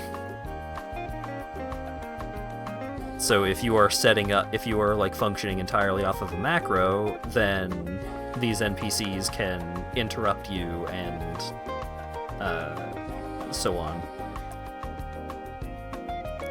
They used to be more dangerous. Yeah, there were some random events where you could die. And usually the random events are just complicated enough and include just enough random elements. Like for that exercise one, the exercise that each mat, the little signs that show you which exercise you're supposed to do, those change. Like which exercise you do on which mat randomly changes to stop people from being able to complete the event with a macro or what have you.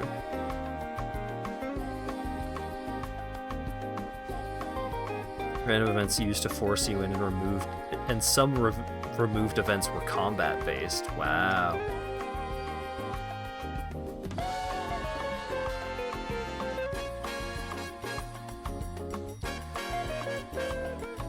Okay, we're all good.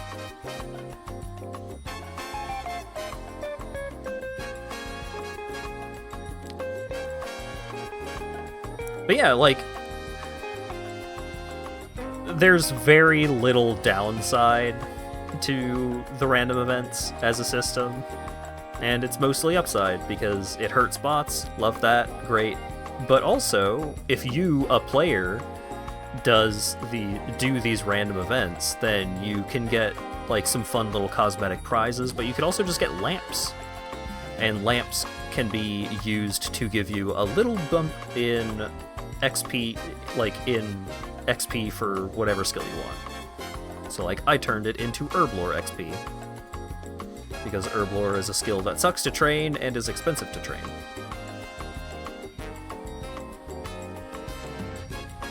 Secret random event exclusive event. Secret random event exclusive loot. Yeah, so one of the events is a sandwich lady, and she will show up and like, hey, do you want a sandwich? And if you say yes, then she'll open up a little box, and it has a couple of different sandwiches, and she's like, here, take this kind of sandwich. And, you know, the order that the sandwiches show up will be randomized. And then sometimes if you get offered a baguette, then sometimes instead of a fresh baguette, you will be offered a stale baguette, which is a blunt weapon.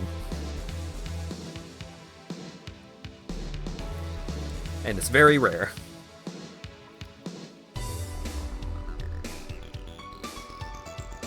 stale baguette used to be a Quizmaster prize. Crazy.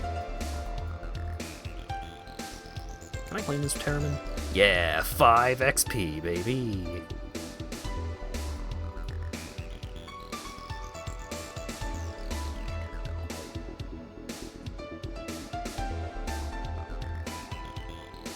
Okay. How am I doing? You need something new to hunt?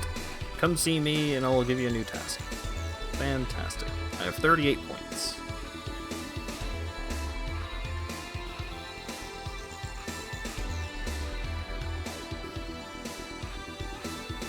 Actually, you know what? Let's just keep one of these Rings of Dueling on me. Keep that MF Bang on me.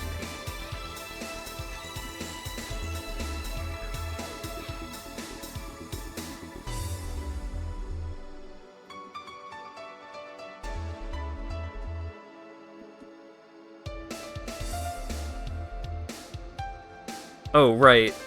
So this is a fun little detail. Because it used to be commonplace for people to just, like, oh, I'm gonna train my fire making skill, so I'm just going to make this giant row of bonfires all the way across the city. And then there would be ashes all over the place, and it would look terrible, and it would get in the way, because I'd just be like, oh, I want to try and click to go across town, but then, oops, I'm picking up a bunch of ashes that people left behind from their fire making training. So they added in-world NPCs that walk around with brooms, cleaning up random items that people drop, or, like, ashes that people leave behind and stuff like that, as an in-universe way to explain why those messes aren't left all over the place anymore.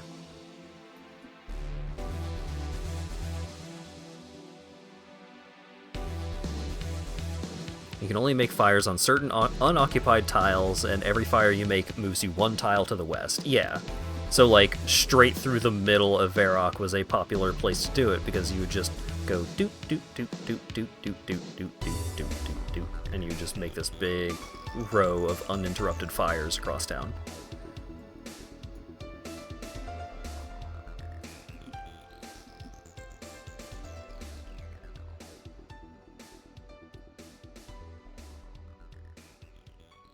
Yeah, diegetic solution. It's fun! But also, in addition to those cleaners being introduced, which is a fun thing, they also made it so, or they also just introduced other ways of training fire making. So doing that is just not an effective way to train fire making anymore. There's a mini game that you can go do that's way better fire making XP. And also you get cool prizes. Like, you can get a Book of Fire, which is held in the offhand slot, and you can charge it up using fire pages, which you also get from the fire making minigame. And you can make it so instead of using fire runes to cast spells, you can instead use charges from your fire book.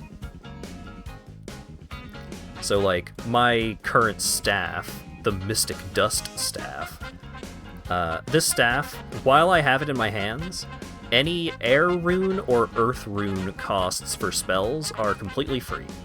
They are discounted 100% by having this staff equipped. So the book, it's not a 100% discount, like you need the charges for the book, but you can make it so you have 3 different elemental runes that you don't need to have on your person. And it took a while. It took a while of grinding to get this rune pouch, but the rune pouch is super good because it saves you 2 inventory slots, because you can keep by default 3 different kinds of runes stored in it, and you can actually use them while they're in the pouch. Sometimes you will have like sometimes you'll have an item and it's like, oh, you can store a bunch of items of this type in this bag. But there'll be some kind of catch, like, you can't take items out one at a time. You can only take every item out or none items out.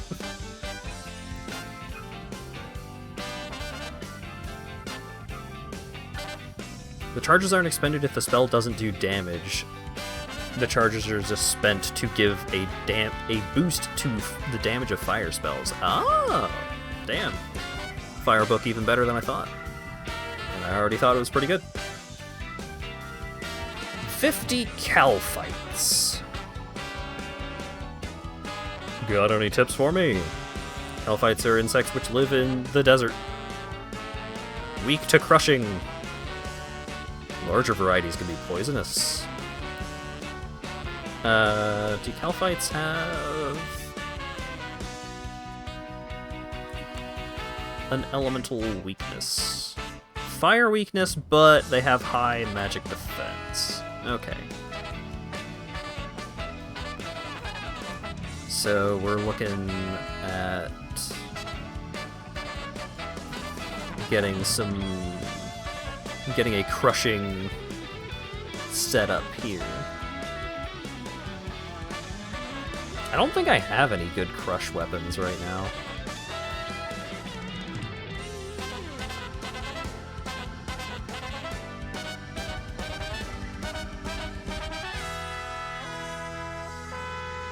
Oh, wait.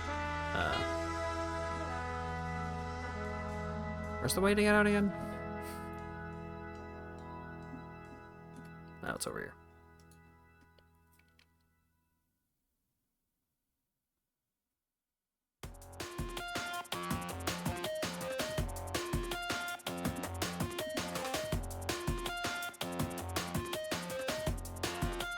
Oh wait, I have the Karis, though.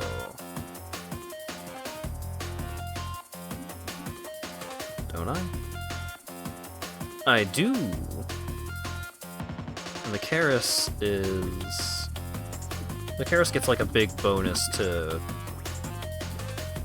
fighting Calfights. Yeah. Deals 33% bonus damage against all Calfights.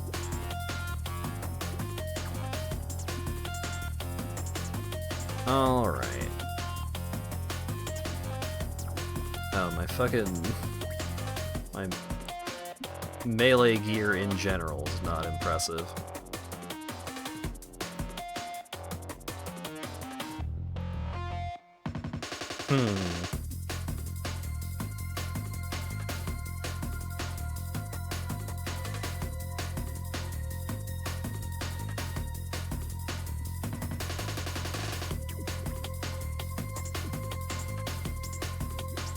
I mean, I guess I could just put on some of this mithril and just get right to it.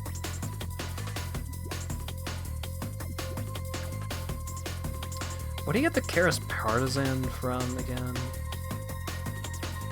Beneath Cursed Sands. Yeah, that's a ways out.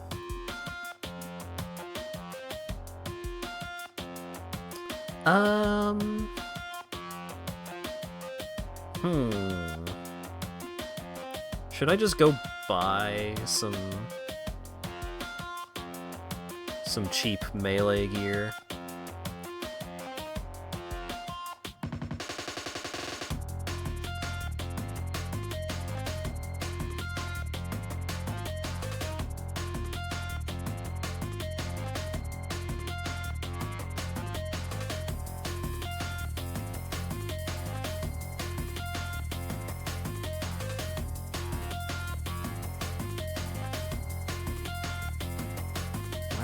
Shield.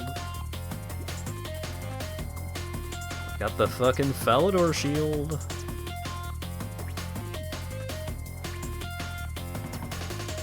Oh, the Ancient Mace gives a bunch of prayer. Nah, that's probably not that important.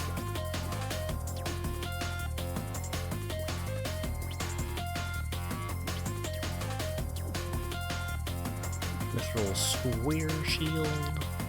What am I bringing with me here?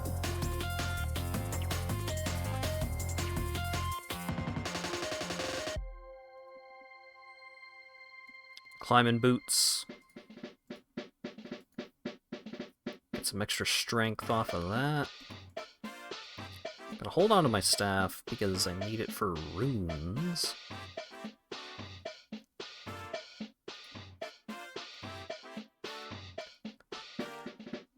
Is this my melee setup?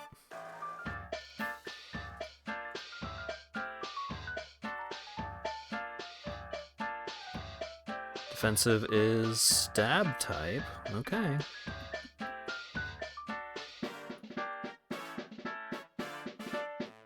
I think I only need the one water skin because you don't actually drink water skins when you're in the Calphite Hive. So I'll bring that. And some lobsters.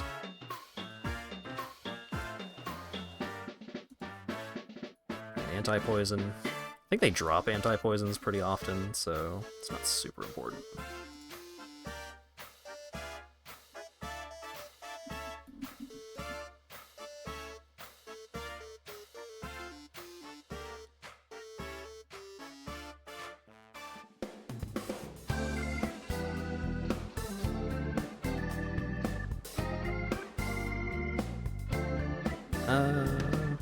What was the code for...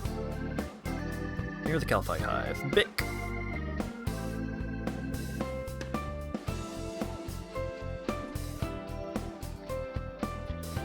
I don't have a rope, do I?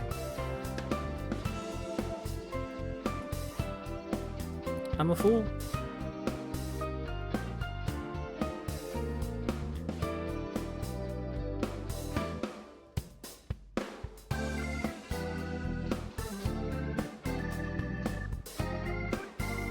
Can I get in before I actually have a sip of my water skin? Easy. The rope doesn't stay unless you have like a certain level of diary, I thought.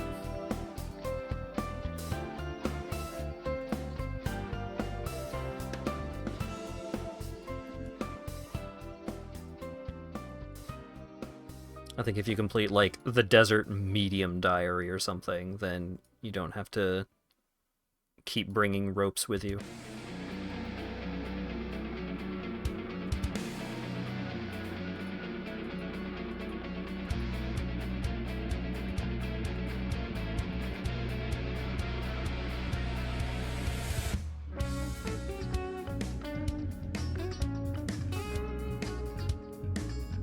Alright. No prayer, just raw dogging it. What are we looking like?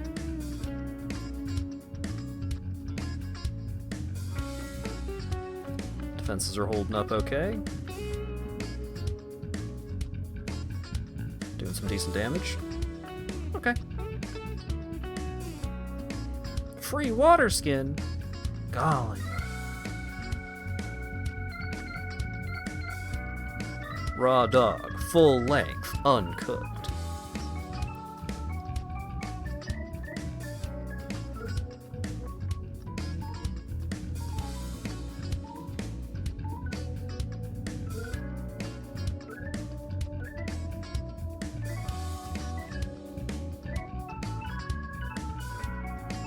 Yes, that's right. Her burger's disease. Didn't she get that treated at the Mayo Clinic? Yes, she treated her burgers with mayo. She really had to muster up the courage.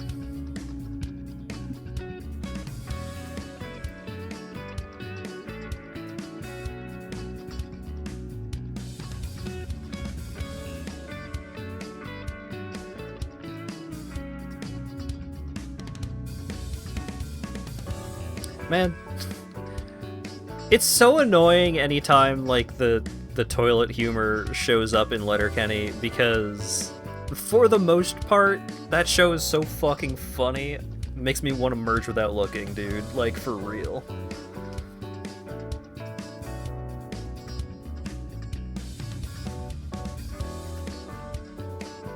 Like, you can just skip episode, like season 1 episode 3, just skip it. But other than that, oh my god, it's fucking incredible.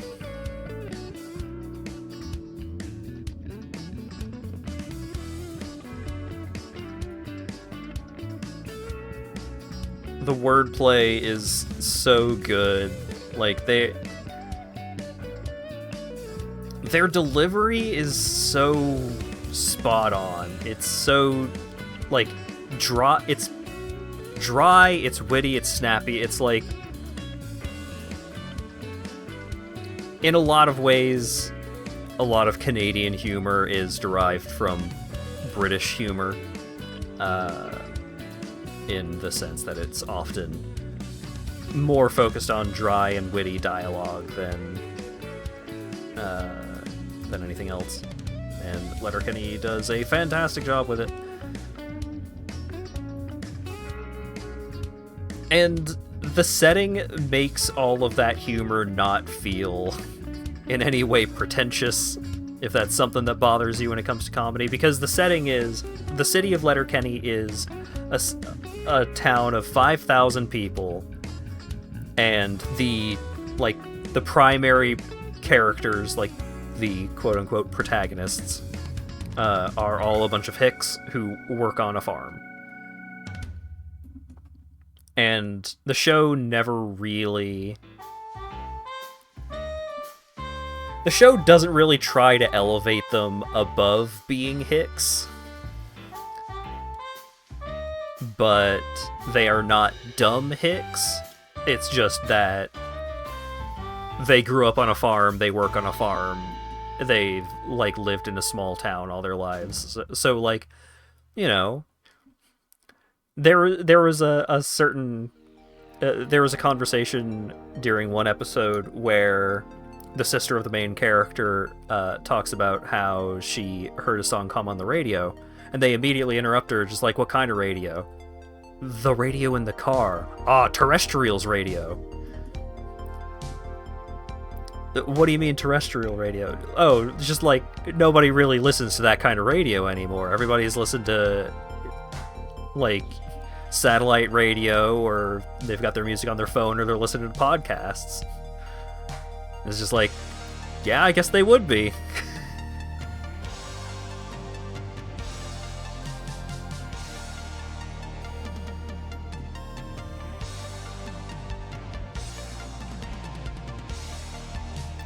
It's an interesting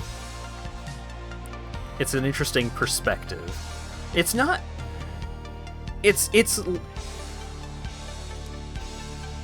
It can be sketch comedy, but for the most part, it is structured like a sitcom.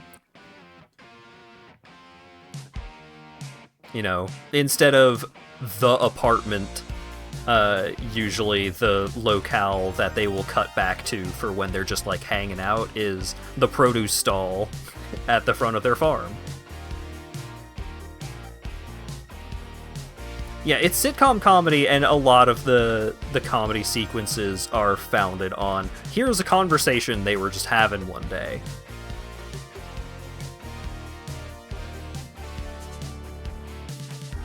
Seinfeld, but actually funny. I think Seinfeld is funny, but... Part of the problem with Seinfeld is that Seinfeld was the foundation for a lot of the humor that came after it, so if you were more familiar with the stuff that came afterwards, then Seinfeld isn't going to hit as hard because it's not as new. It's not catching you off guard in the same way that it did in the fucking 90s.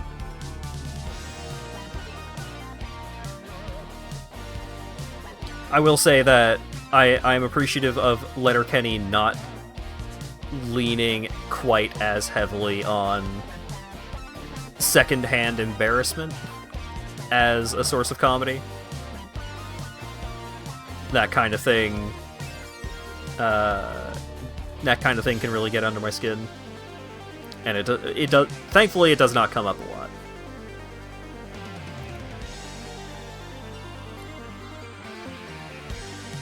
Quite often, the comedy kind of takes the form of, like, observational humor, you know, similar to a lot of stand-up comedy, but in the form of a sitcom. So, like, three of the guys are just, like, in the driveway, tossing the ball, like tossing the ball between them, just playing catch, just for something to do, and they're just hanging out. And they start having conversation, and it's just like,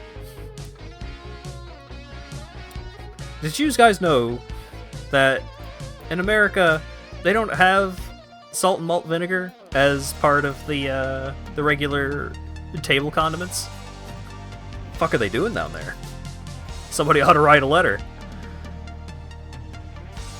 And in a fairly natural manner, that conversation then transitions into a discussion about how, like, one of the three had recently gotten a new girlfriend, and so it's like, it's impolite to kiss and tell, but come on, you gotta let us know what's going on.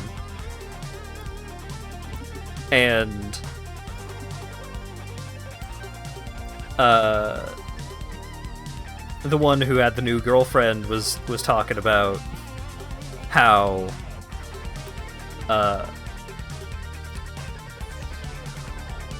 his girlfriend had kind of caught him off guard with the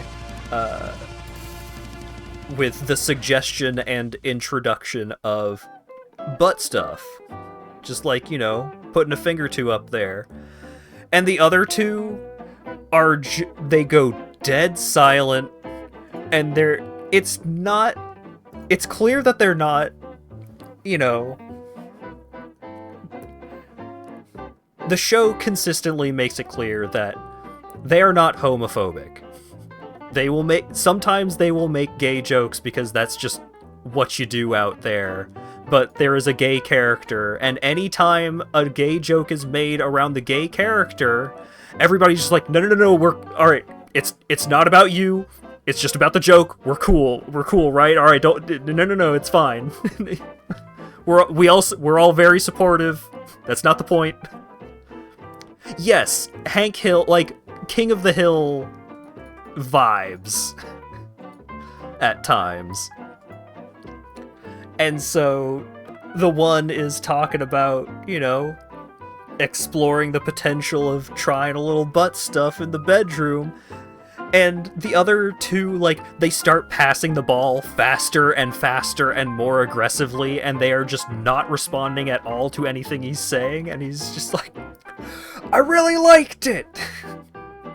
They calls it milk in the prostate. And they are just, like, trying so fucking hard not to think about it. Like, they're not telling him to stop because they were the ones who got him to start talking about it in the first place. But because they are ignoring him, he just starts talking about it louder and louder. It's a great little moment. Because there's no, like, laugh track or anything like that. It's just, like, the only sounds are this guy talking about how he had a great time doing butt stuff with his girlfriend, and the other two, like, passing the ball back and forth as intensely as they can. Is this the show with the Amish people named Dick? Yes! The Dicks with a Y. They are the local Mennonites, and they speak almost entirely in euphemism, or like innuendo. But it's clear they are not, like, Noah Dick, as in no dick. He, like, it is 100% guaranteed that he is not intending to make the innuendos, but just the things that he is saying are entirely innuendos.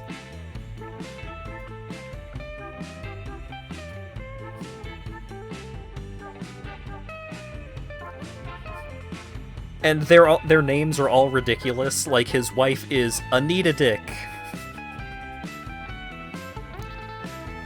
The episode where they are introduced, they are looking for their daughters, Charity Dick and Chastity Dick. Or they know and they're doing it just to mess with them. No. It is also made clear that Noah is kind of dim. He's not very smart, hard worker, and boy can they run. Which one of the protagonists, one of the main characters makes very clear. Like, they are having a prolonged discussion about what the Mennonites are like, and the only thing he contributes the entire time is that they can run very fast.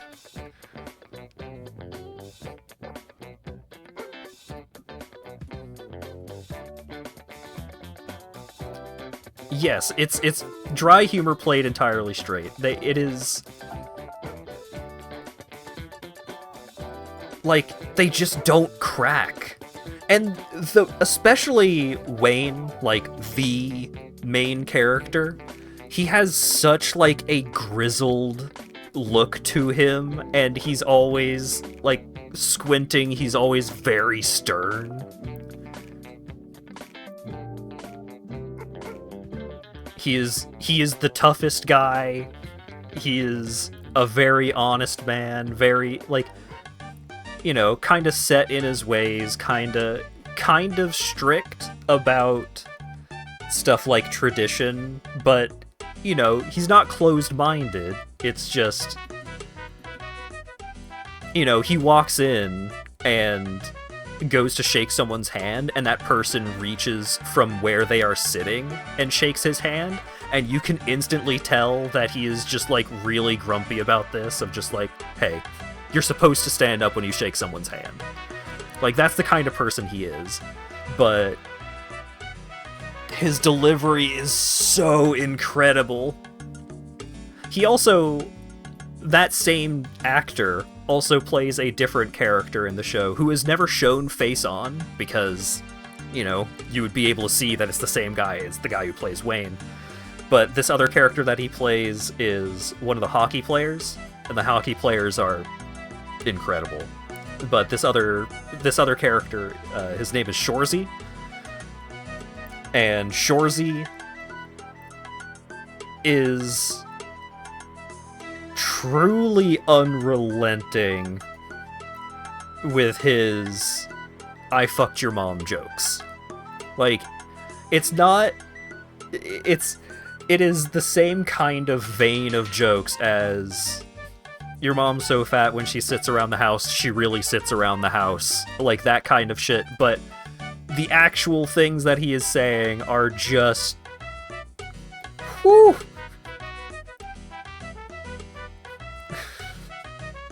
And it's hard for me to find, like, ones that I feel okay with quoting on stream, because they get very explicit. But, like, there's a lot of shit-talking in the show, of just characters shit-talking each other. And, so the hockey players do a lot of shit-talking, especially, you know, when they're on the ice, you know, they're shit-talking the other players a lot.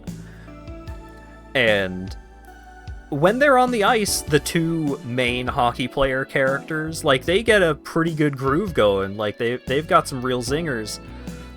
But when Shorzy shows up, Shorzy is just, like, absolutely laying into them, and the only retort they can ever come up with is, "Fuck you, Shorzy." I said this one last stream, but one of my favorites is, "Fuck you, Riley. Saw your mom ugly cry last night because she left the lens cap on the camcorder. Fucking amateur hour over there." Fuck you, Shorzy. And, like, by the end of this exchange, where Shorzy just hits them with one after another, like, it looks like they're about to cry. They are so upset that they are getting owned by this guy so hard.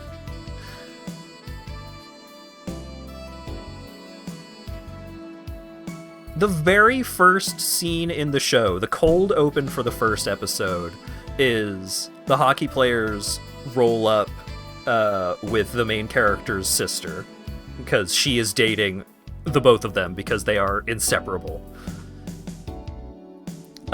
She rolls up with the two of them, like, heads inside the house, and the hockey players are, like, standing there, and two of the main cast just start shit talking him, just laying into him, just like, look at that fucking treasure trail, bud. Your aesthetician coiffed that for you? You can kiss my aesthetician. And shit like that. And like, they are never given like the opportunity to get a single word in.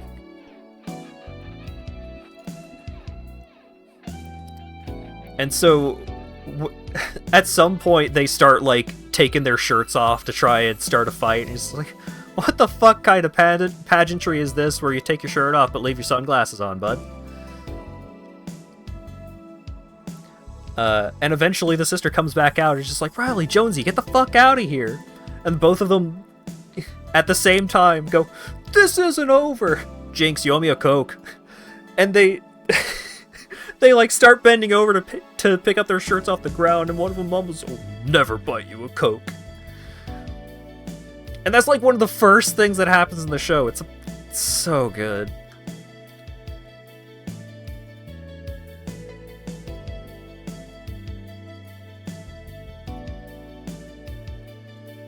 There's an ongoing storyline about the rumor about how one guy fucked an ostrich.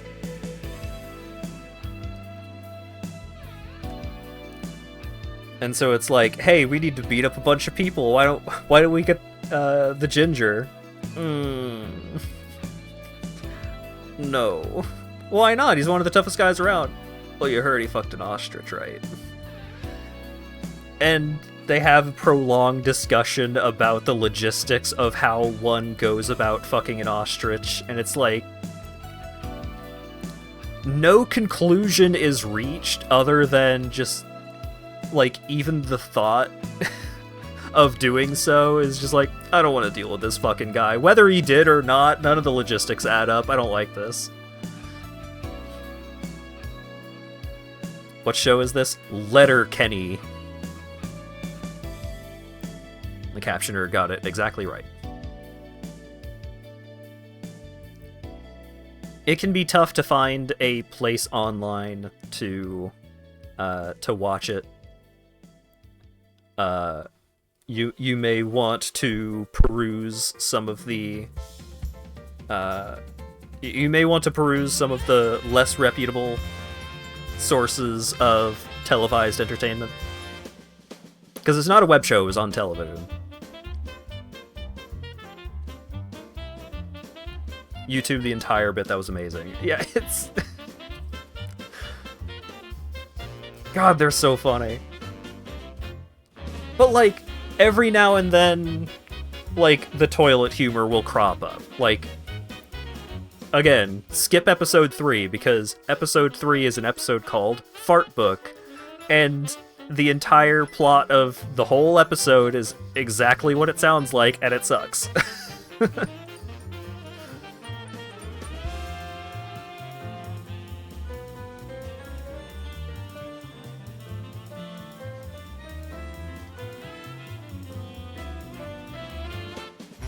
But I'm on season 6 or 7, something like that.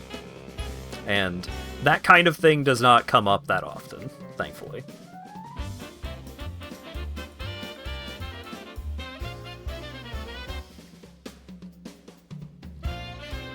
Some of the humor is a little tough to approach if you do not have familiarity with Canadian culture. It's a very Canadian show, but for the most part, context gives you everything you need.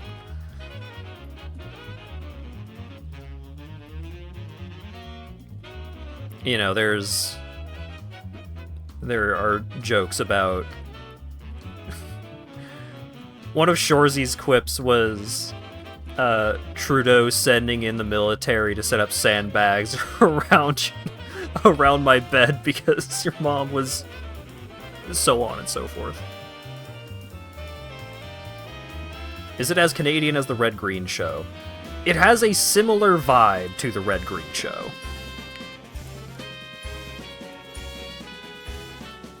If you like red-green, you will probably like Letterkenny.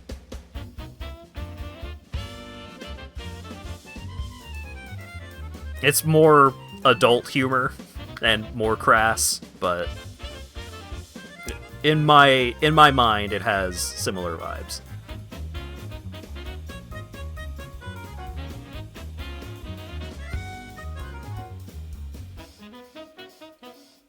"80 fire giants. You got any tips for me?" They have little to no magic ability and they're weak to water spells. Fantastic. This is an excuse to go to the Shazian Giants Cave.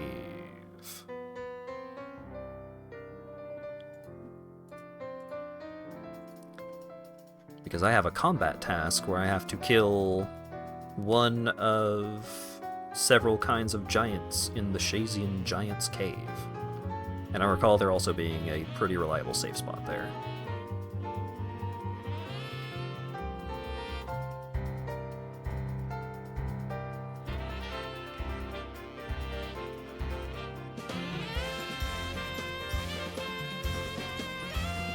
I haven't actually gotten to the episode where this happens yet, but there is a bit that happens in one of the later seasons where they're giving this big presentation to a bunch of teenagers, and one of the teenagers just like under his breath quips, "This is so gay," and there's like 10 to 15 people like up in the stage area, and all of them just start yelling at this fucking teen.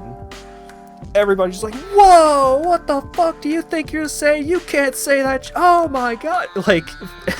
Like a dozen people instantly start giving this kid shit for saying that.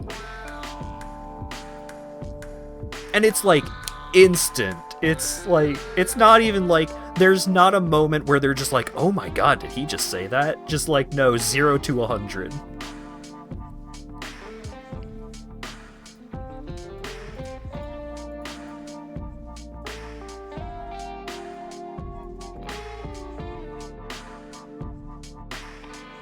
Put on the booties, please. I like this style of humor where the joke isn't that they aren't bad. Where the joke is that they aren't bad people. Yeah, I mean, like,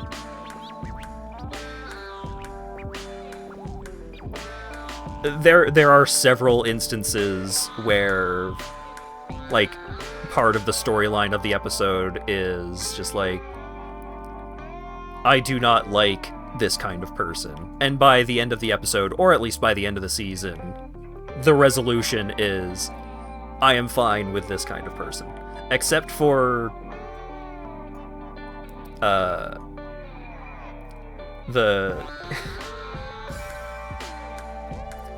what do they call them again? The degens from upstate? The degens from uptown? Or, like, the degens, they call them. And there is a sequence where the degens had wrecked their shack and like pissed everywhere, left a bunch of beer bottles and cigarette butts and stuff like that. They wrecked a shed that they had built up for ice fishing. And so they were trying to lure out the degens, and it's like, what do degens hate? Well, the degens is racist. Why don't we bring out some peoples of color to hang out, and then when they try to beat up those people, then we beat them up. And it's like, that's not particularly PC of you, is it? And like, this is an argument they are having in the show, in character, of just like, no, it is morally wrong to do that, because that is playing into the prejudices that we are trying to beat them up for having.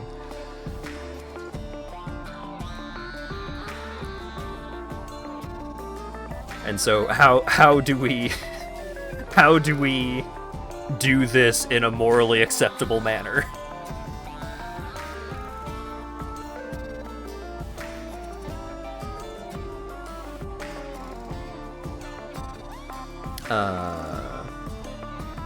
Did I need anything else for fighting the fire giants? I don't think so.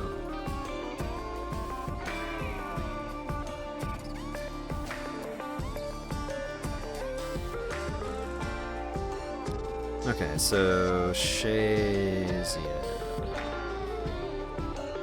DJR, Giant Step. Great. That's where I need to be. Alright, yeah, let's just go to DGR.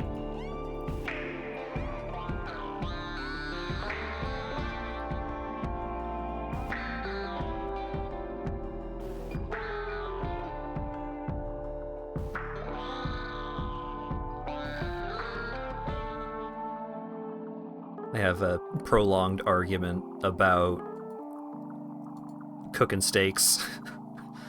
About, like, which is the way to cook a steak. What is the correct way to cook a steak? Don't fuck up my steak dinner, Derry.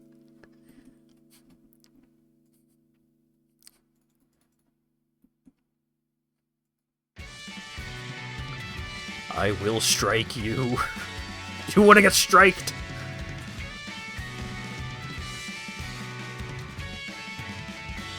And at one point, like, as they are arguing over whether it is correct to use salt and pepper to season the steak, or just, like, have the steak as is, how many times to flip the steak,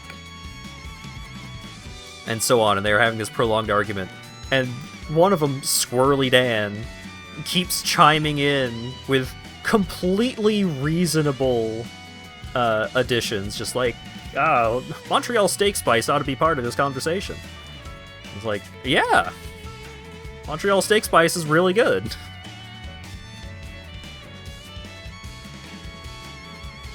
And at one point, Squirrely Dan speaks up and is just like, I don't think you even want to let those things touch the grill. They'll end up super dry. Sear it in a pan and then finish them off in the oven. Well, that sounds like overhandling your steaks. Oh, sure, me and Gordon Ramsay are both wrong.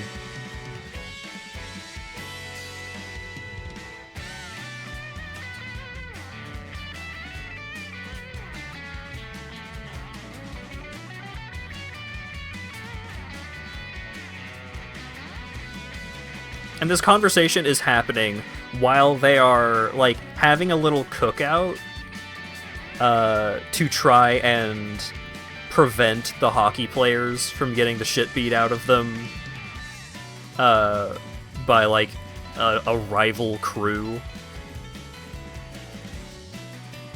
And meanwhile, while this is happening, while this cookout and, like, standoff is happening, it keeps cutting back to how the hockey players are doing in the game of hockey that they are here to do. And they just instantly get the shit absolutely beat out of them anytime they, like, as soon as their skates touch the ice, they are mobbed and absolutely pummeled.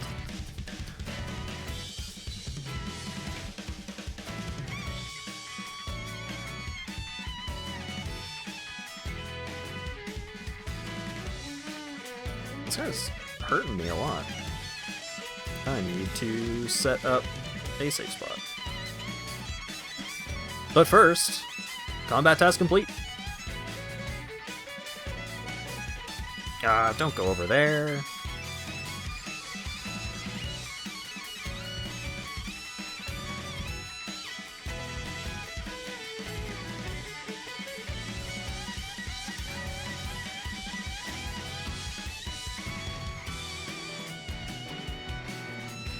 I'm like right here. Are we good right here?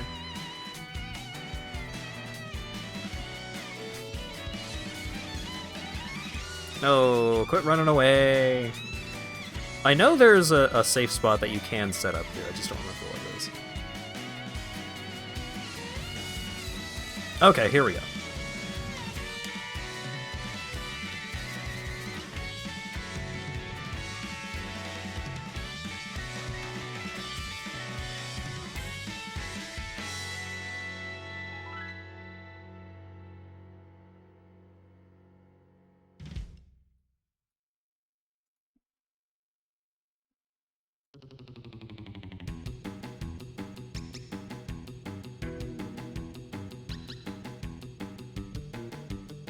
There's gotta be a better way.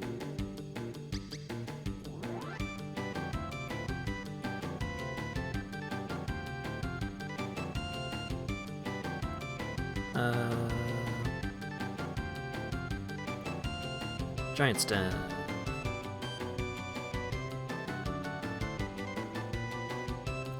Skeletons and...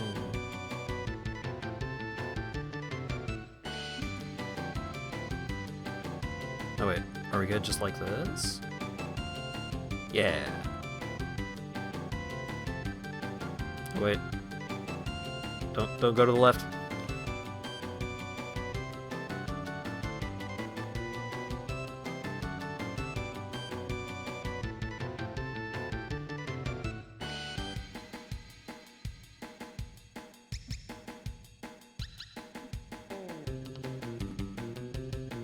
You scooched me!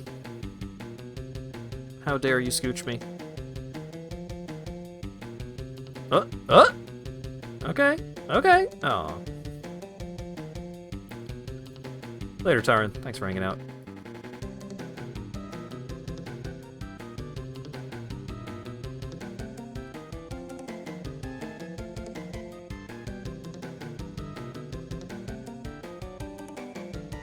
I know there's a safe spot.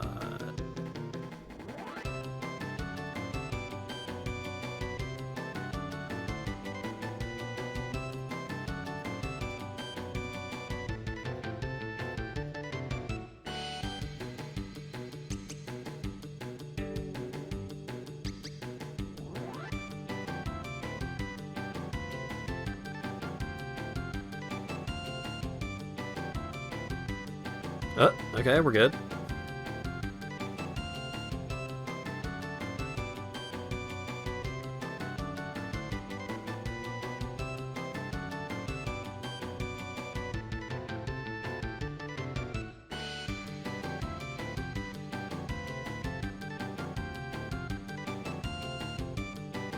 Love to be hitting these 24s. Love to hit high numbers when using magic so that I require fewer runes to kill the thing.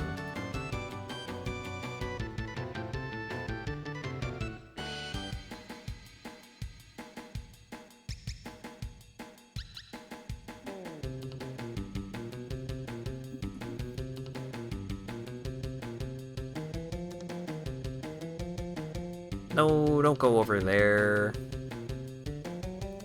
Okay, fine, I'll pray melee.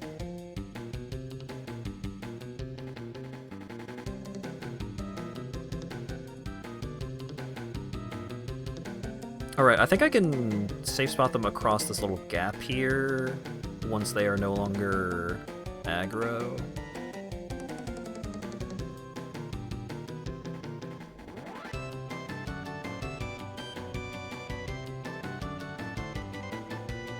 My lack of old school RuneScape knowledge has never been laid more bare.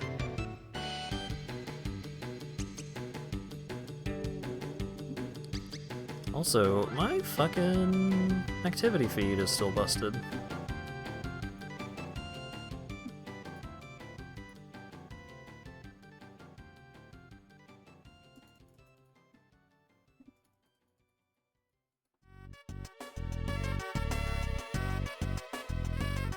Weird.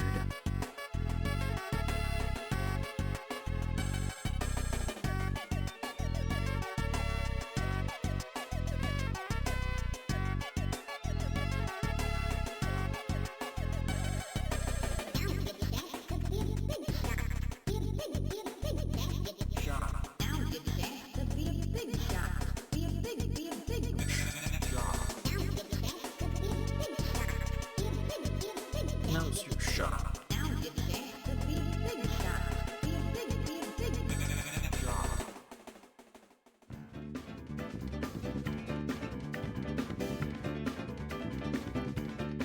Farming for that hyperlink blocked, you little slime.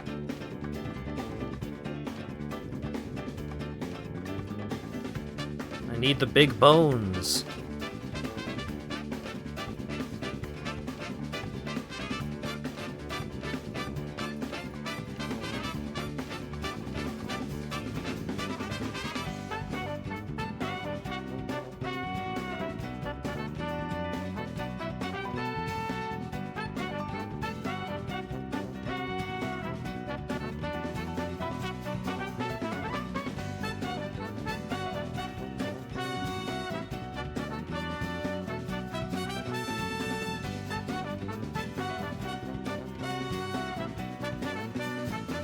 Okay.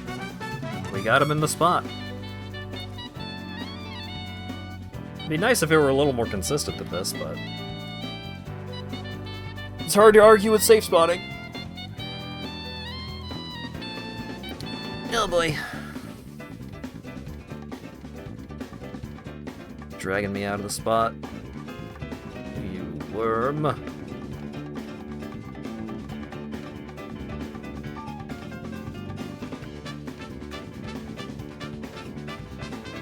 Ooh, lobster. I remember I had to learn the safe spot for this because in one of the leagues, one of the early combat-related tasks, in order to get a big boost to your combat capabilities, you had to kill one of these guys, and so I came here and tried to kill one of these fellas, like, super early. Which can be dangerous, but that's why I use the safe spot.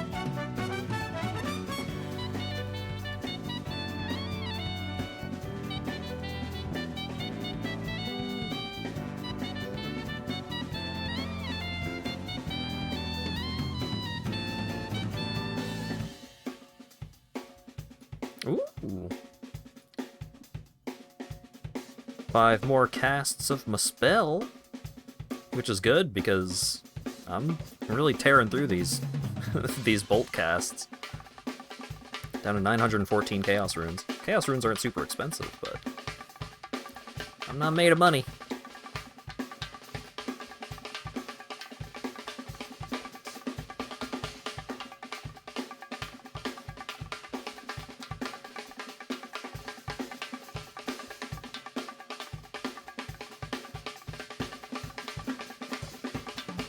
Spitballs at the Burning Man from your sniper's nest. Well, that's the intent.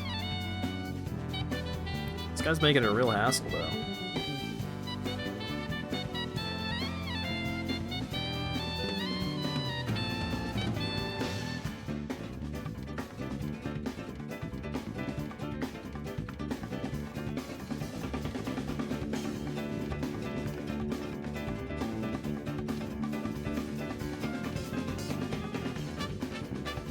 Ooh, blood runes. Fancy. In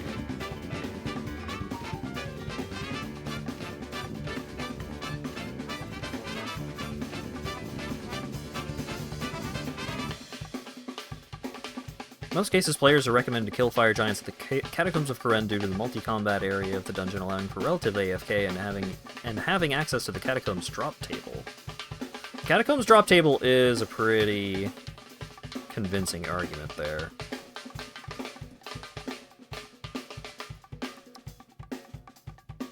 Because if I get good drops from the Catacombs drop table, then I can get cool stuff like the pieces of the statue that lets me fight Scotizo. There's a boss that you can fight if you collect the statue pieces.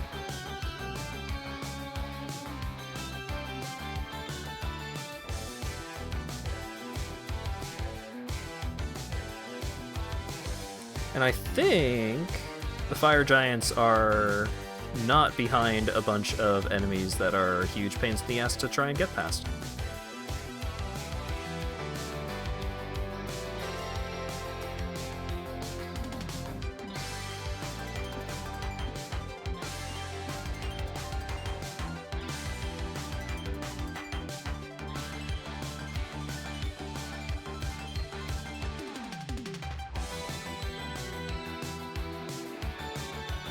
More fellas.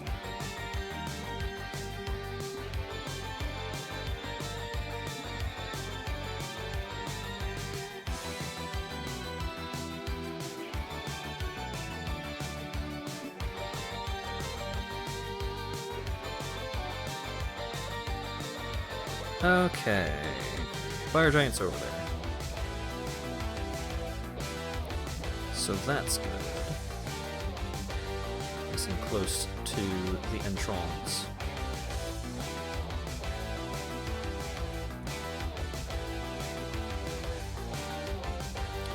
Oh, I need... fucking...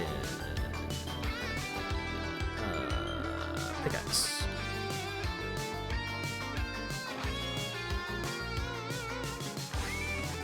I got a fucking, pickaxe.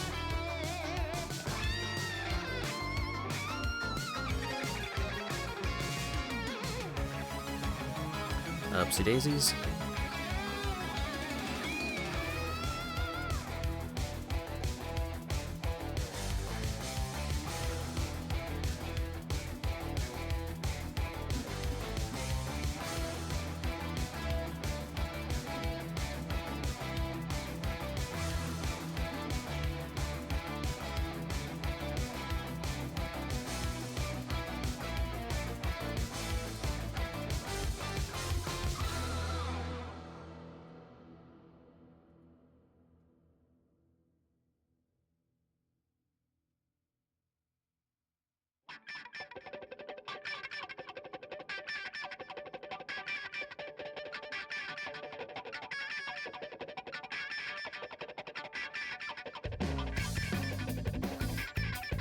Okay, where is this safe spot per se?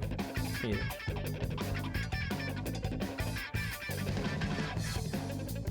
Oh, I think I need to like go here and then get him there.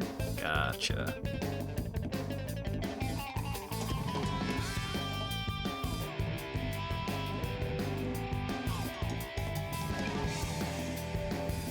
His ass is not mining. Might be hard to see behind chat. Yeah.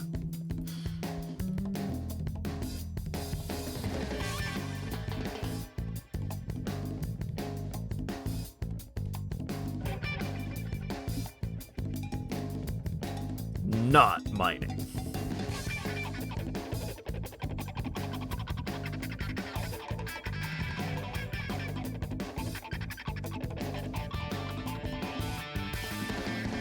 Nope, nope, nope. Alright, if you're not gonna play ball, how about you? Nope, alright. These fire giants is bitches.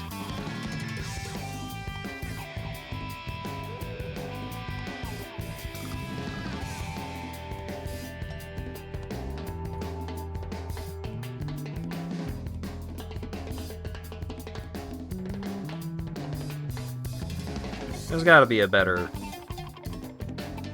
safe spot than this.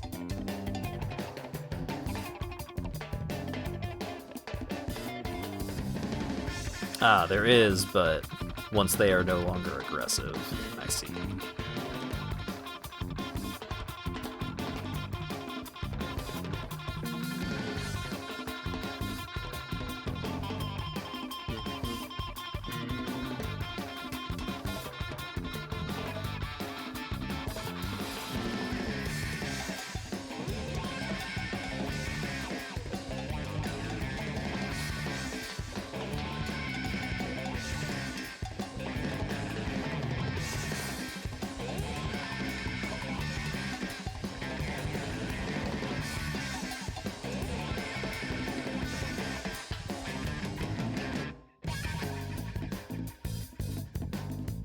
Well, I can just hang out on Prey Melee here for a bit. Got full prayer. Let's go over here, over here.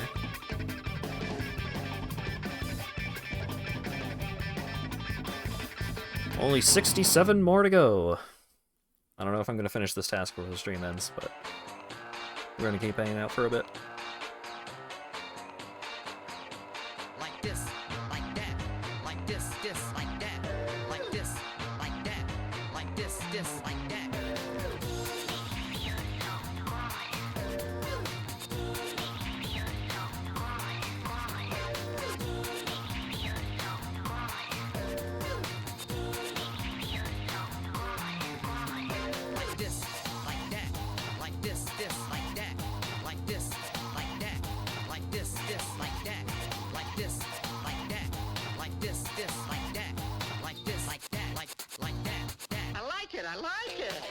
If only I had barrage spells.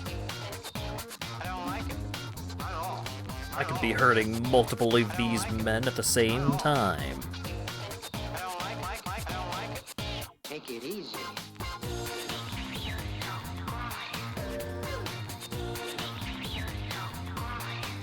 What do they need to be?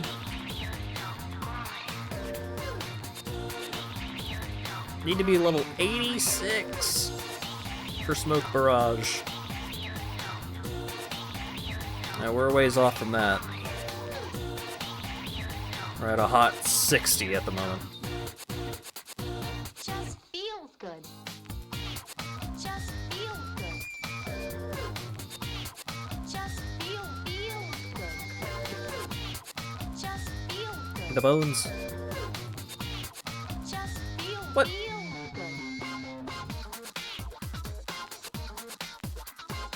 The bones. Like this, like that, like this, like that, like this, like that, like this, like that, like this, like that, like this, like that, like this, like that, like that. I don't like it, not at all. Now this is the RuneScape experience.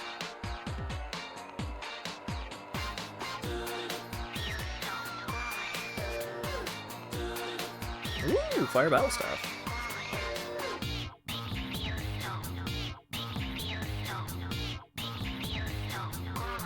9,300 gold for high alchemy on that bad boy. Wouldn't mind if I do. Like this, like that, like this, like that, like this, like that, like that, like this, like this, like that, like that. I like it. Kind of caked up.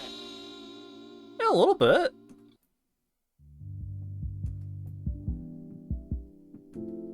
They really scooched the tooch on these bad boys.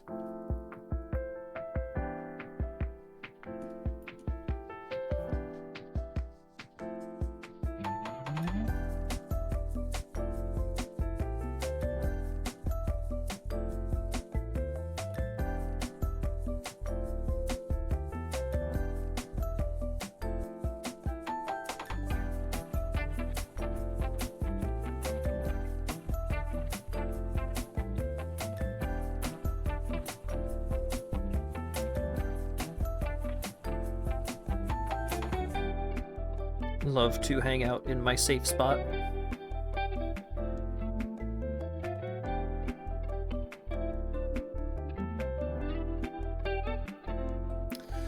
So yeah, I mentioned earlier that I'm looking for 50 Slayer, and that allows me to begin the Perilous Moons quest. Technically, I believe I could also complete it once I have that, but in a practical sense, I do not really have the combat capability required to accomplish such a task. But I've been following the recommended quest guide that is on the wiki. It's also available in RuneLight, which is the third-party client that I use because it's cool and lets me cheat a little. Better not start hitting me, bud. Okay, no, we're good.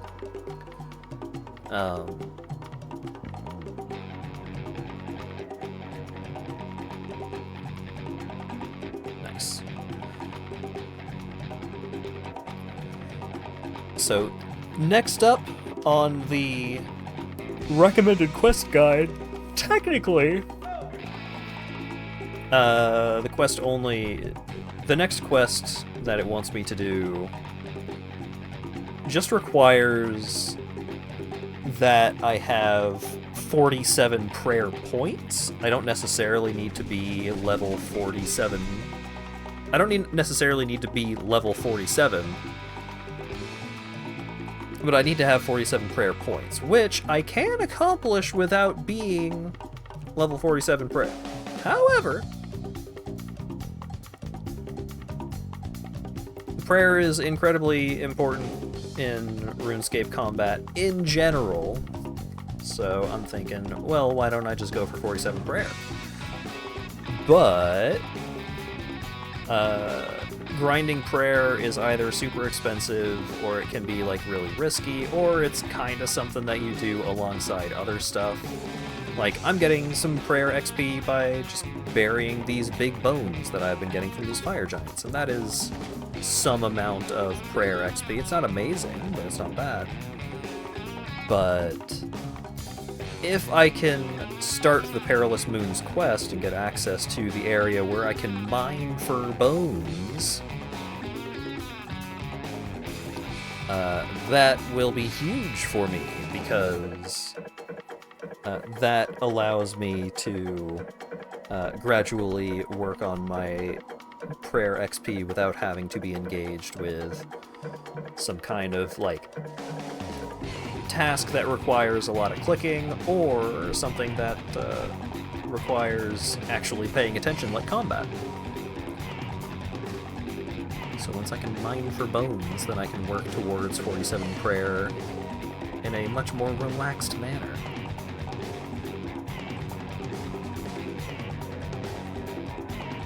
But that's kind of a good example of what progression in RuneScape is like, just in general. I want to do this thing. Okay. Or, like, I want to do a quest. Okay. Well, here are the requirements. Okay, technically I can meet those requirements by, like, boosting some of my stats, but what if I just meet the requirements straight up? What am I going to need? Well, I can train this skill. Well, I can unlock an easier form of training this skill if I go do this other thing.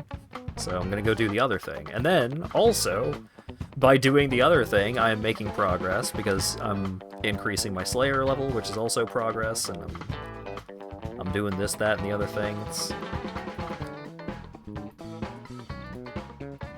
getting all kinds of stuff done. Even if none of those things are exactly what I am intending to, like, leveling up my Slayer doesn't directly lead to having all the requirements to do that quest. But even once I am done with that quest, I will still have mining for bones available as a way of training my prayer. It's not just a one and done kind of thing. I will have access to that new training method forever, for any other time where I need to increase my prayer for one reason or another. Such as having more prayer for combat, which is a big deal.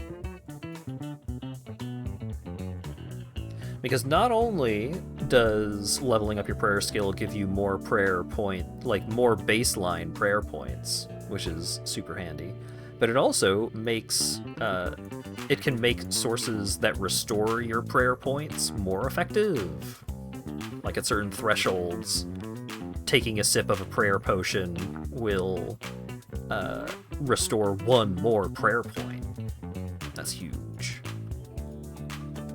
Because inventory management is a big deal in RuneScape, so, you know, if you're going to go do something difficult or something that is a constant drain on your resources, you want to try and figure out how to have as much room for resources as possible.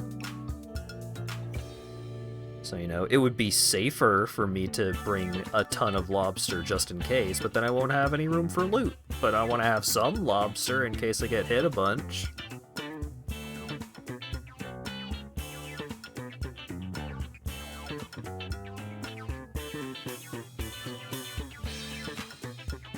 Maybe I'm farming something that doesn't have a safe spot, and I'm gonna need to pray. But oh no, I ran out of prayer juice. Do I want to leave and come back? Well, maybe that's like whatever I need to do to leave and come back. Maybe using a prayer potion would cost more. Like, the value of the prayer potion is more than the value of, you know, using runes to teleport out of the area that I'm hanging out in, or maybe I have some other form of transportation. and using that would essentially cost more money. These guys aren't accurate on me anymore, right? Cool.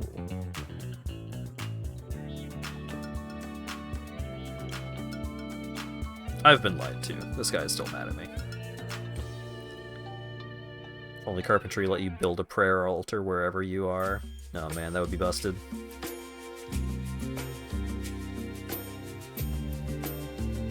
Although they would probably make it like exorbitantly expensive. So it would probably end up being better to just bring prayer potions with you.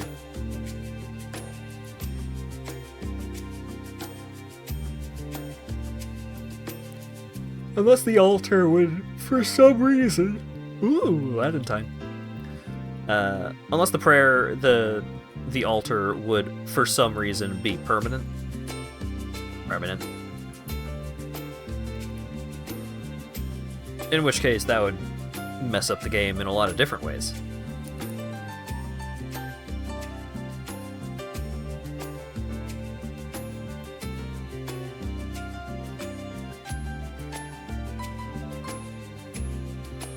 But hey, it could be neat to have a way of, like, just make, like, hey, you can craft a prayer altar to be, like, in this spot. Like, there's an empty spot where you can make a prayer altar, just as a way of, like, it's like opening up a shortcut. Like, hey, now that you have built this thing, you can now use this to restore your prayer in this area that does not otherwise have a prayer altar. Well, that could be neat. But generally, they lean more towards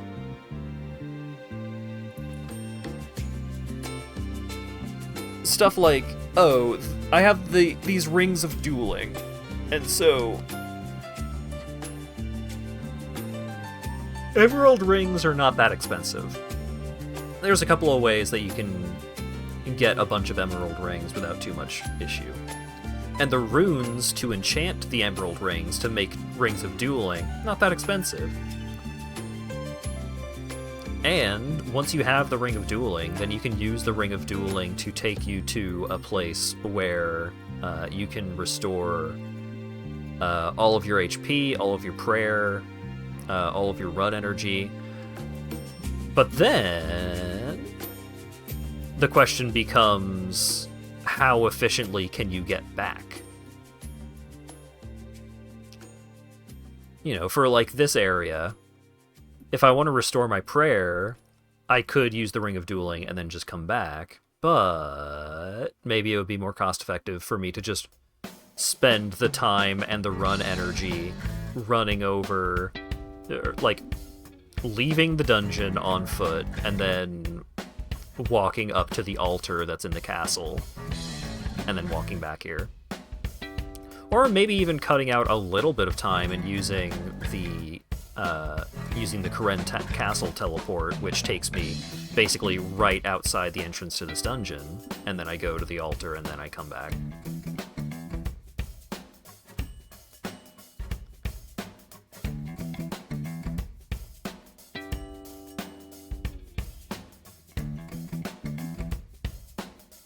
Altar explodes after you refill 3 times.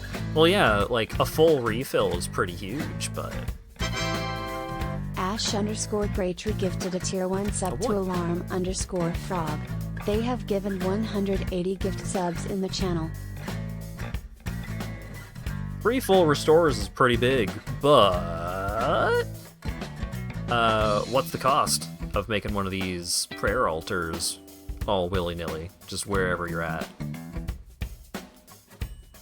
Because maybe all of the materials that you would need to make one of these prayer altars wherever, like, they would take up as much inventory space as a couple of prayer potions, and maybe they would be more expensive than that. Level 45 Slayer.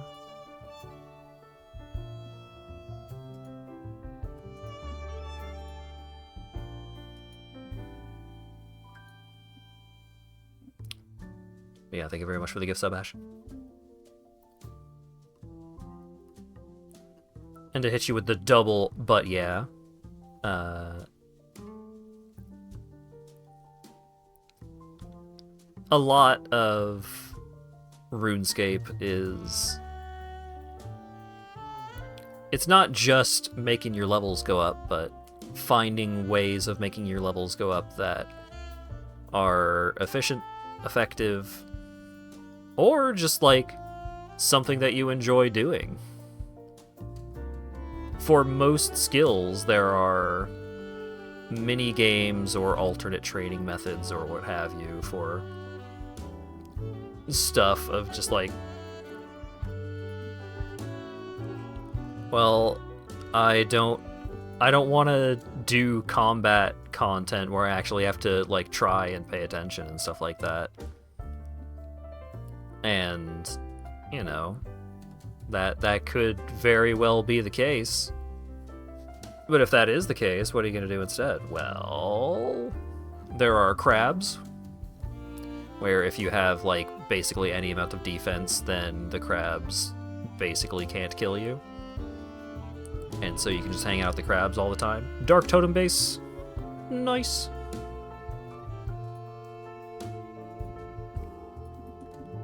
Ouch, ouch.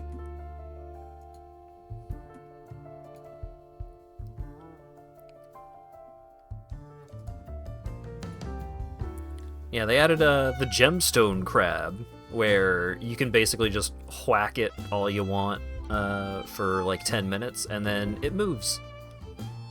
But before it moves, you can mine it to get a couple of uncut gems.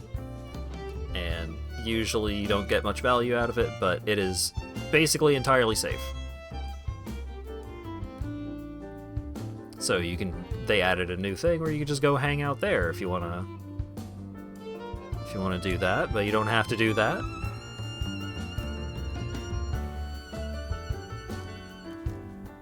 Because there's also the Nightmare Zone. And you can hang out in the Nightmare Zone.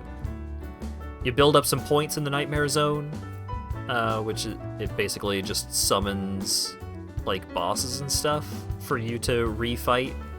But in like this big open area where they're like their aggression timer do they not have an aggression timer in the Nightmare Zone? I don't remember. But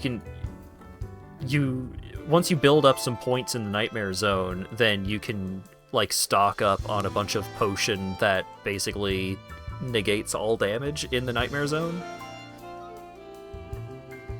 So, as long as you keep that potion stocked up, then you can just chill farming XP in the Nightmare Zone forever, but you don't get loot while you're in the Nightmare Zone.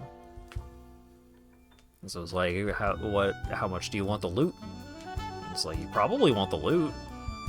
Especially because, in order to use magic spells, you need runes. If you want to use ranged attacks and train your ranged skill, then you need arrows.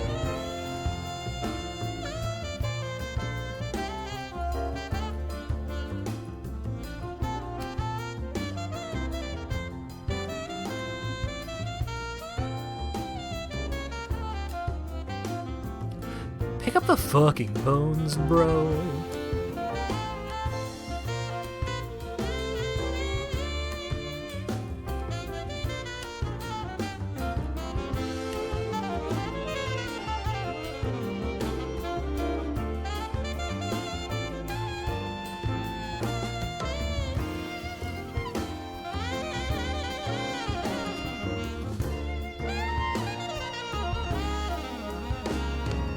I want to train my mining skill, but I don't just want to click an iron node and then click the next iron node while the first iron node refreshes and then continue doing that for hours upon hours. Well, there's mining mini games. There's a mining boss that you could go fight. Like multiple different mining mini games that you can go do if you want.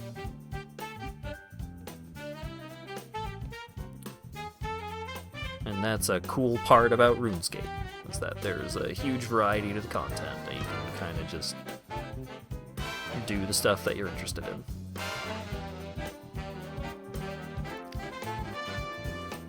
And maybe eventually you branch out.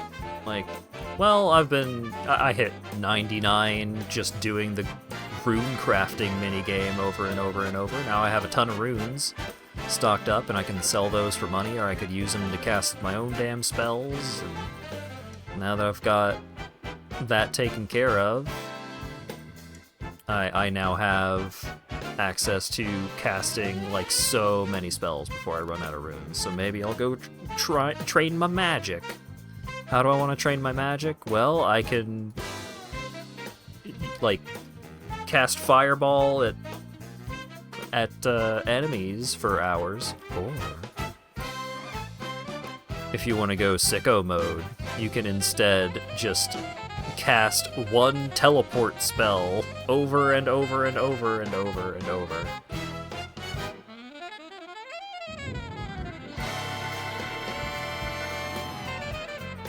Or you could go hang out in the mage training arena, where you can get fabulous prizes, like a spell that turns bones into peaches, and then you can eat the peaches.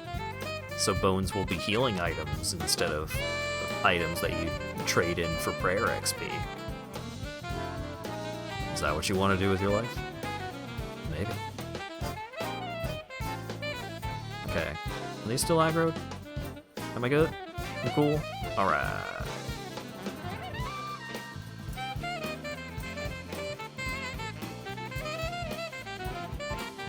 Teleporting 2 inches at a time repeatedly. Yeah, that's basically it.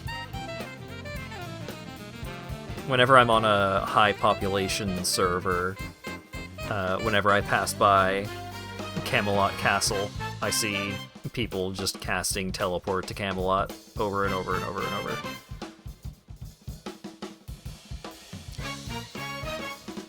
But, you know, instead of casting that spell over and over, imagine instead that you cast a different spell over and over. What if you cast High Alchemy over and over?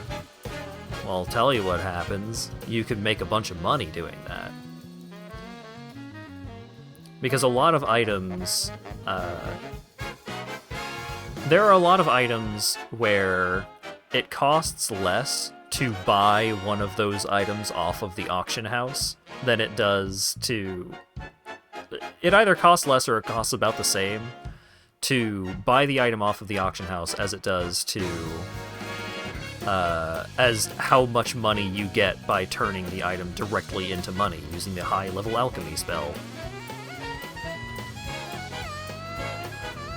So you can just grind for cash by buying items to then turn into money.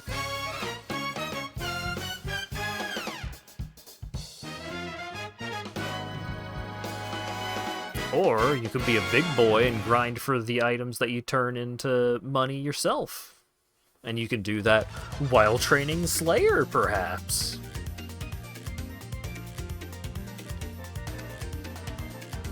It all works into each other. All the different skills intermingle in interesting ways, and that's a thing that I really like about RuneScape.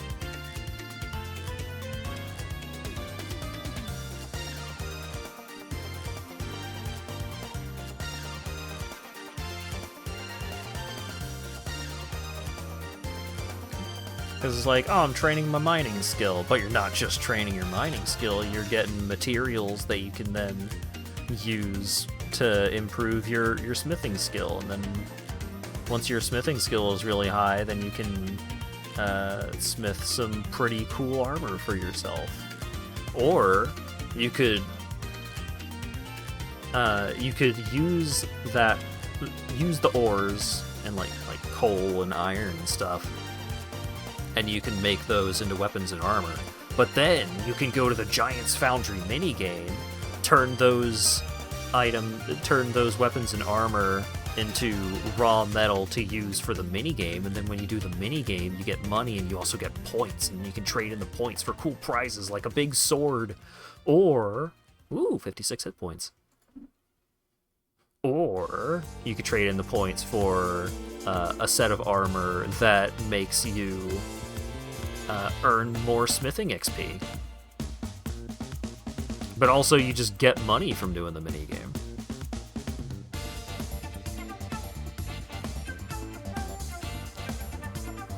I do wish there was, like, more actual multitasking in RuneScape. There's not... I would say one of the most annoying things about RuneScape is that RuneScape, in many ways, plays like a game that you should be able to just, like, idle and just let it run for a while. But a lot of things require you to click too often for it to be an actual, like, just AFK kind of experience.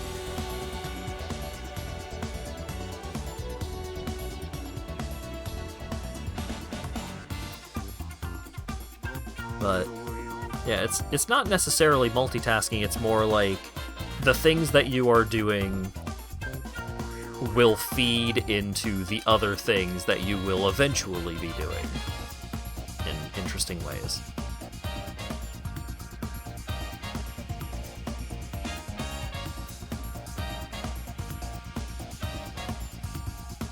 What the heck do I care about Hunter for? Well, not only can a Hunter be used to acquire some rare items by catching implings that are just randomly wandering around the world, but sometimes cool pieces of gear will have Hunter requirements in order to use, or maybe a quest will have a Hunter skill requirement, or perhaps there are certain pieces of gear that you can only get through doing Hunter-based content. Like a popular thing to do with your Hunter skill is to collect Chinchompas, which are like little gerbil rodent creatures. And why do you want to collect Chinchompas? Well, because you can equip Chinchompas as a ranged weapon, because they are essentially little fuzzy grenades. And they're not one of the best ranged weapons around, but super importantly, when you use them as a weapon, they explode in an area of effect around them. So any area where you can fight multiple monsters at the same time, you can bring a bunch of Chinchompas with you, and then you can train ranged by blasting a bunch of dudes at the same time. Instead of just shooting one guy with a bow and arrow over and over, you throw a bunch of Chinchompas at him. You kill a couple of guys at a time. Yeah, Chinchompas are basically grenades.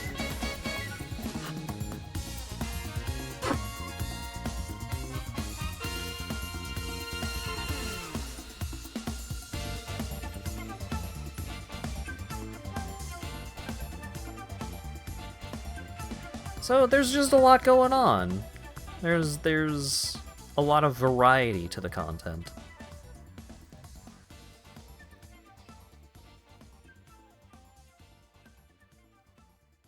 Fluffy, explodey snarks. A little bit.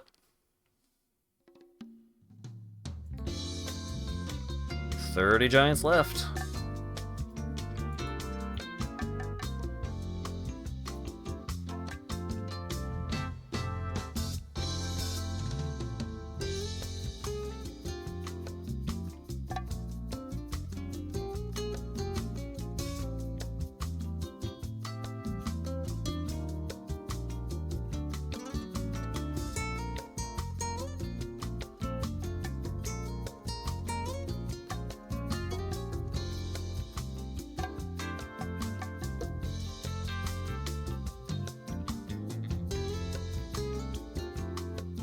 Yeah, I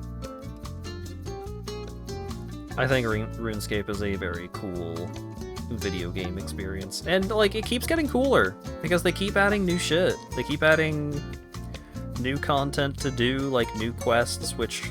The quests are not only, like...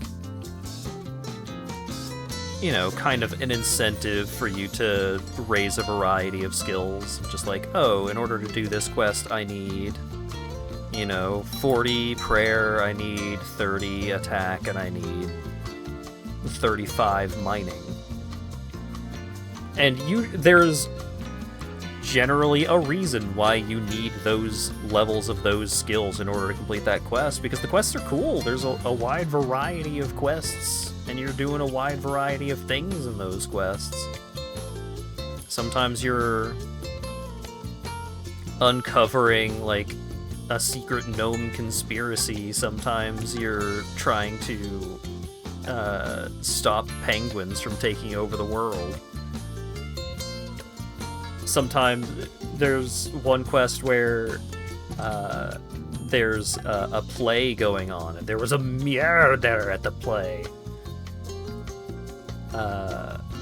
And the reward for completing this quest is a needle and thread that never runs out of thread. Which is cool, because normally, in order to sew certain things, like in order to craft leather armor and stuff, you need a needle and thread. And those are two different items, so they're taking up like 2 slots of inventory, 2 slots in your inventory, but also you can run out of thread and then you need to go buy more. This costume needle, it's like a needle and thread in one item, and also lets you basically just use the thread forever. And so it's a really handy little boost too if you're trying to craft a bunch of sewn items.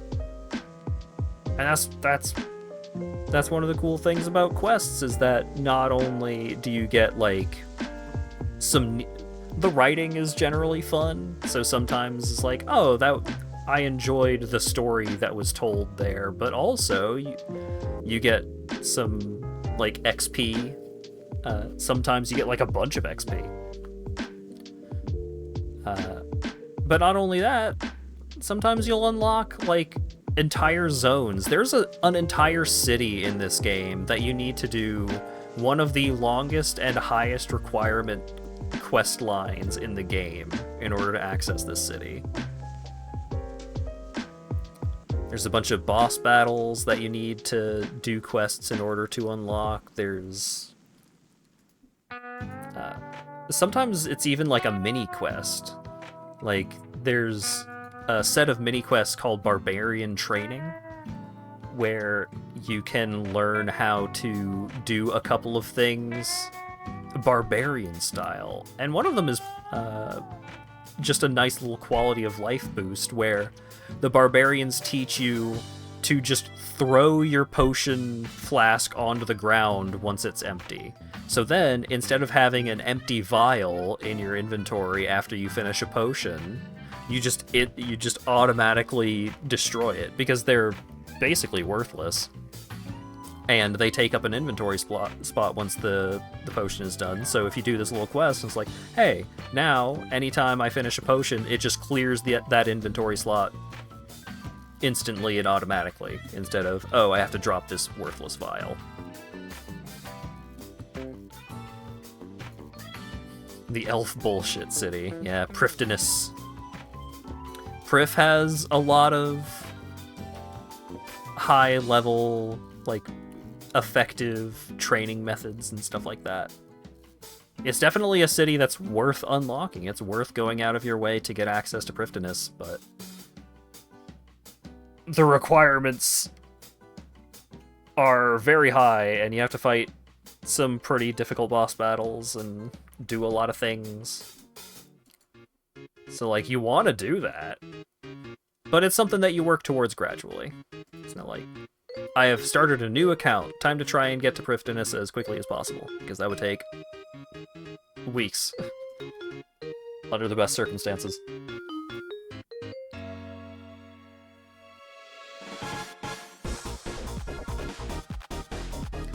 Captain Arav, what kind of worthless bullshit are you gonna try and hand to me today? You ignoring me? Oh, let me finish killing this guy first, please. Bro, let me finish killing this guy. I was killing this guy when he showed up. I need your help. let me kill this guy. Will you help an old pirate? Okay. I dug up an old treasure chest. Yes, I'll help.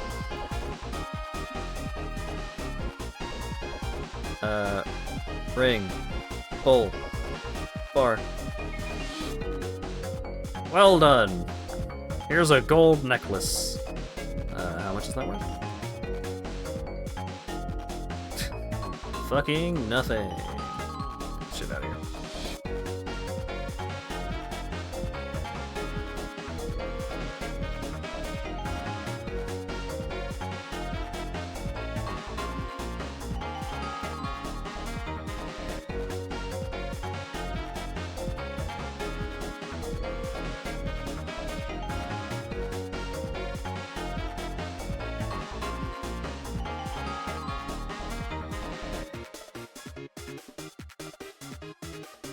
Alright, I have a gem bag. I could have brought that with me if I had considered that the giants drop a bunch of gems. I need to go play a mini-game for a while in order to unlock the herb sack, though. The herb sack is really handy, because you see all these herbs that are cluttering up my inventory? With the herb sack, you can just open the sack, and the herbs will go in the sack. And then you can have a bunch of herbs in your inventory in the sack. But in order to get the herb sack, you need to do a farming minigame for a while.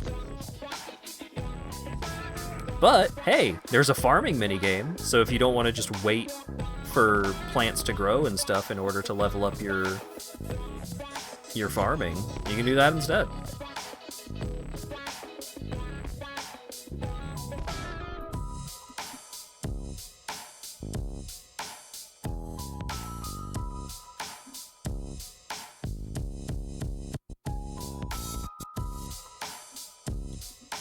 Like for Hunter.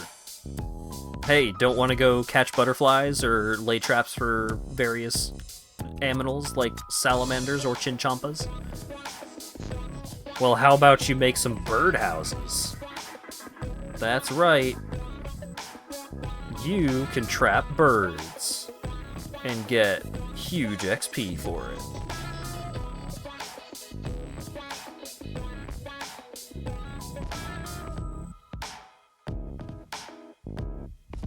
I'll show off what the birdhouses are like once I am done killing these fellas, because it's pretty funny.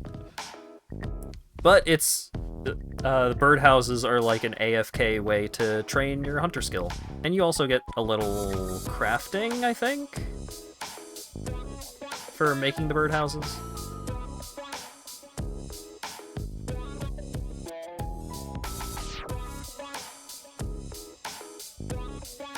Shield into money.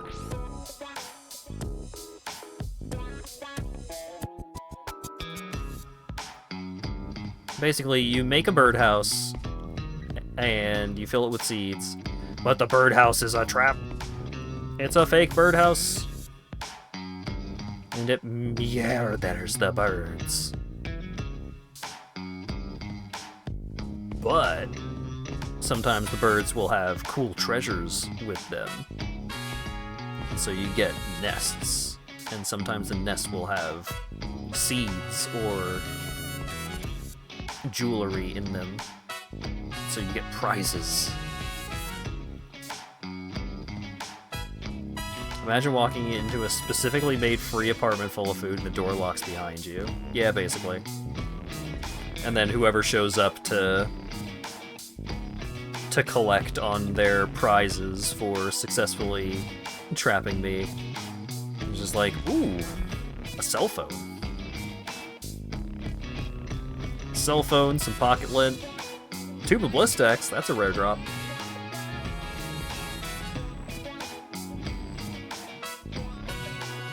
Oh yeah, it might be construction.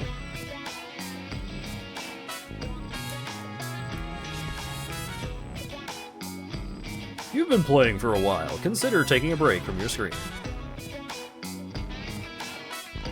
I've only been playing for like 4 hours. Come on.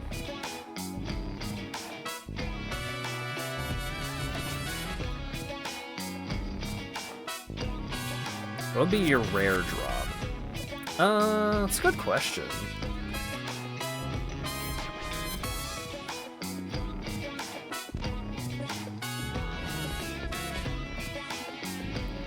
Couple of Tums, maybe?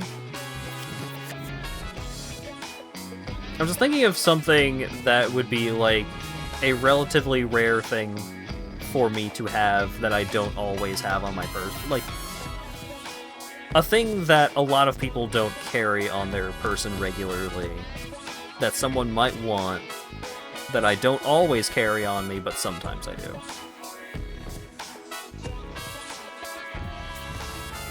A spin down, some Tums.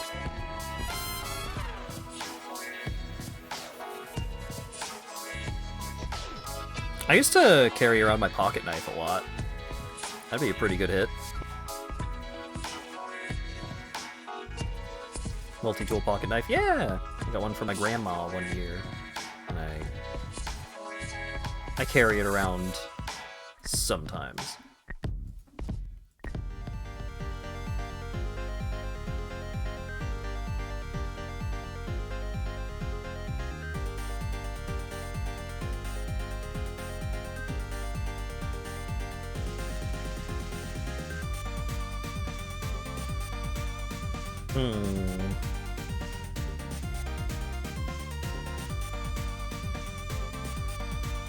My inventory is frickin' full, dude. But I don't really want to leave until I'm done the task, because then I have to go back to the bad safe spot. But I don't want to not have all my cool stuff.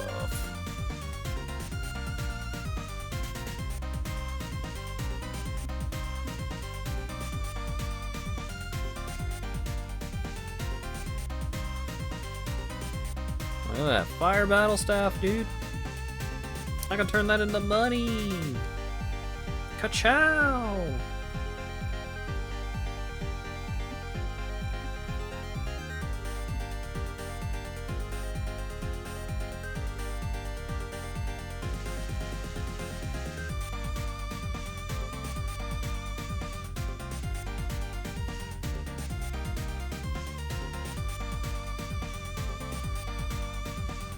Well, don't worry, it's not only birds that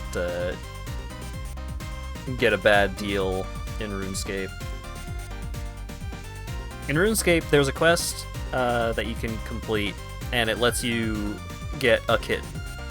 And then if you let the kitten just hang out and follow you for a while, then eventually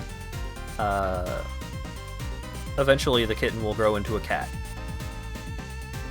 And the cat is used for, like, some quests. It's also a fun little pet friend to have with you. I enjoy having a cat. My cat is currently a devil cat. It's a hell cat right now because it ate a bunch of hell rats for a quest. But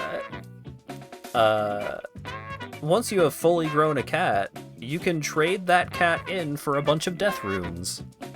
And a lot of people will just do this regularly, of trading in their cats, because the death runes are pretty valuable and pretty useful.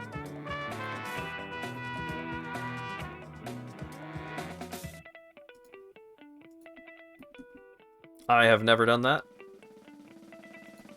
I doubt I ever will. But some people do. Because it's something that you can just kind of idly do. Like, if you have the kitten with you, you basically just, every now and then you have to play with it and feed it. And over the course of a couple hours, it goes from kitten to cat. And so, if you are just doing other stuff while the cat is following you, then you can get a bunch of runes out of this.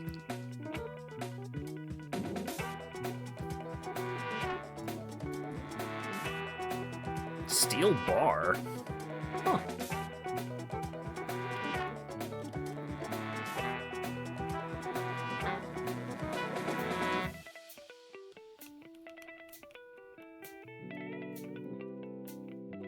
Steel bar run.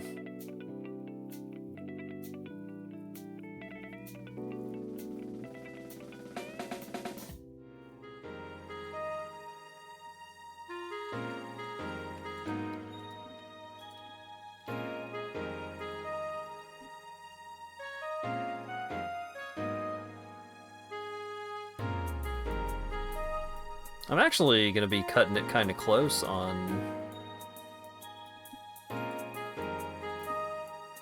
completing this task before I run out of runes. My Chow's runes are running low. Only got 156 left. And it costs 1 chaos rune per cast of this magic spell.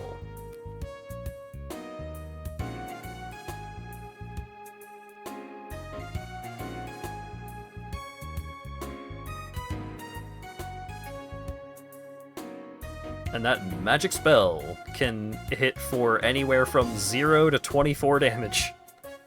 And each of these guys has 150 life.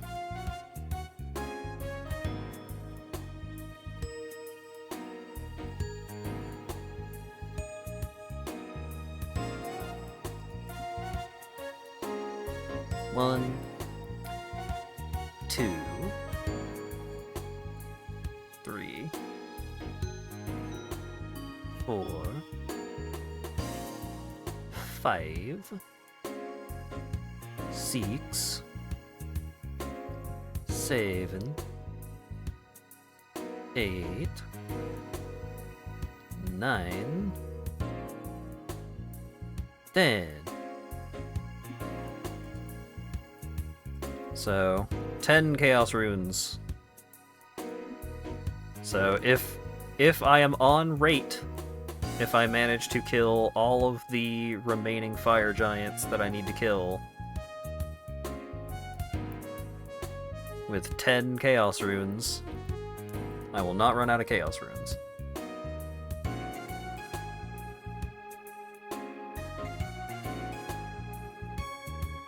Chow's runes were your favorite part of Adventure 2. They were so good at ruining and swimming.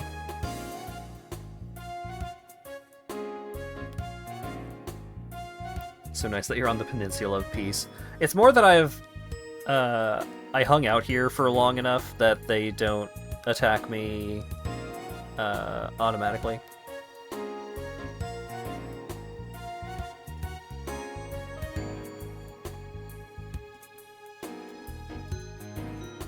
All of these guys, if I leave and come back, all of these guys will start trying to hit me again.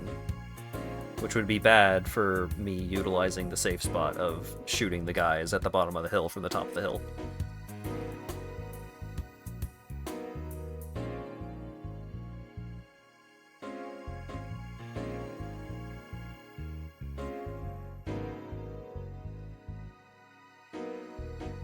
Seen you spawn camping long enough, they don't want the smoke anymore. I'm not even that strong. It's just like, I don't want to bother. Ruining and swimming reminds you that you were listening to Joel's Ghostbusters album. Oh my god. That thing's a hell of a thing.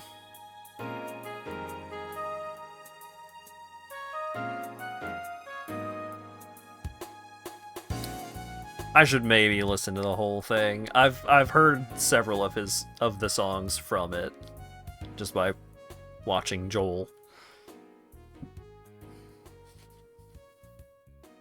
And Joel associated parties. Have I listened to the songs that he did with Hot Dad? I think so.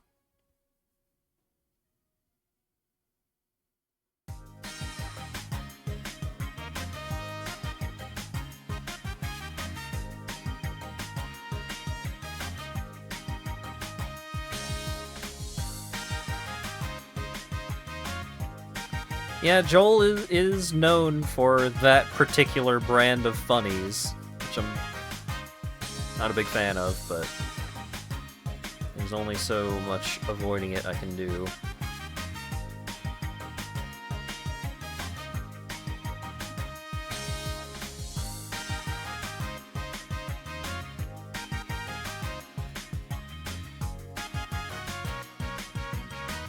Stupid ensouled heads. So with ensouled heads, you can take these to the Dark Altar, and then you can summon a phantom version of the monster what's ensouled heads you's got. And then if you kill him, you get prayer XP. Since prayer is kind of the long-term goal here, I'm holding on to the ensouled heads.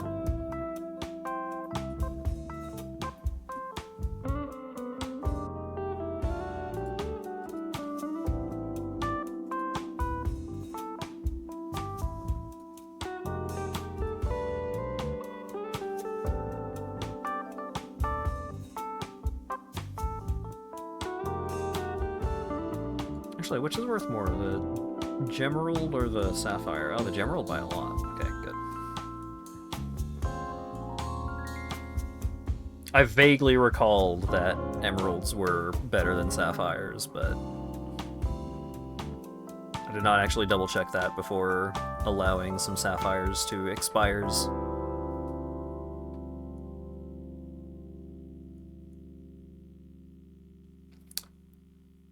Alright, 6 remaining.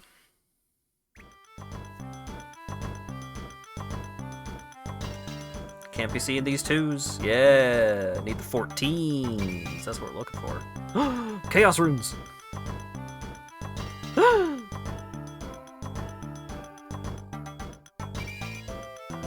24.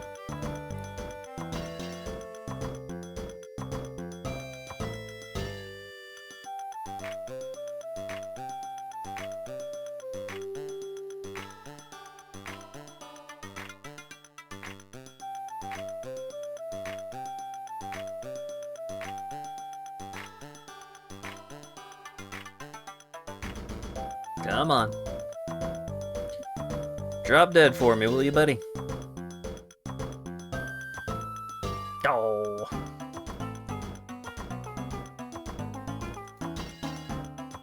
Another Chaos Rune drop. I'm saved.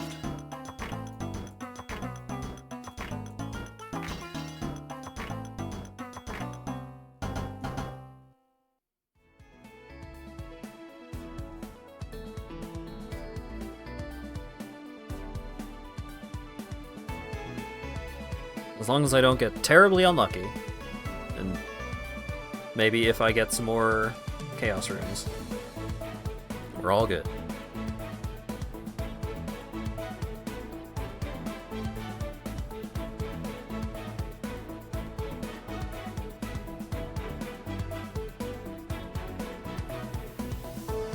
Nice. 46 Slayer while we're at it.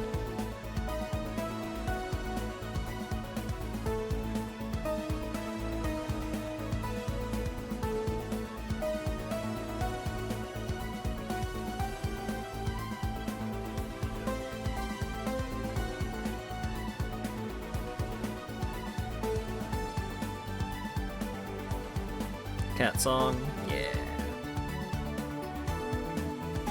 Man, I wish there was just a whole game of the Yakuza Metro DLC for A Hat in Time. That DLC was so good. And not just because it was cat themed, but like I enjoyed the level design and the platforming sections and such. I thought it was just a very well-designed DLC.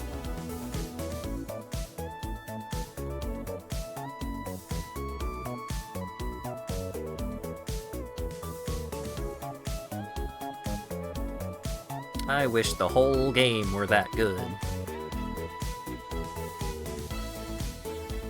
Because there was also like the fun little blurbs about like the foods at the different stalls.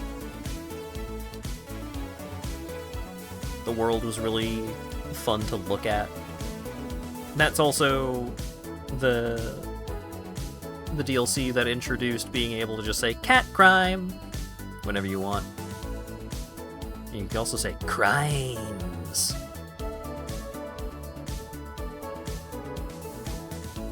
And you could customize your appearance and stuff. The DLC was rad.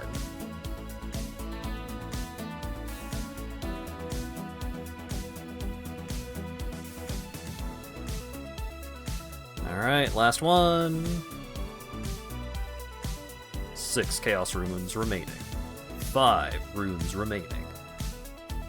4 runes remaining. 3 runes remaining. 2 runes remaining. 1 runes remaining. Cutting it a little close there, Chief.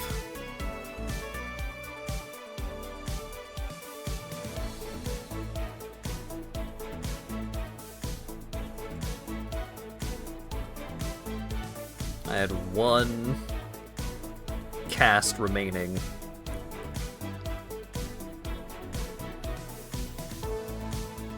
I guess I could just drop this 1 Chaos Rune. Yeah, so if I open this and switch these two and drop this.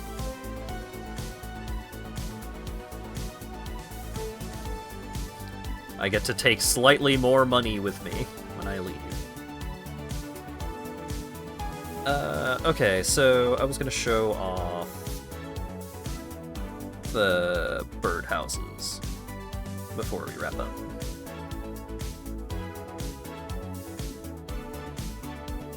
We did it, gamers.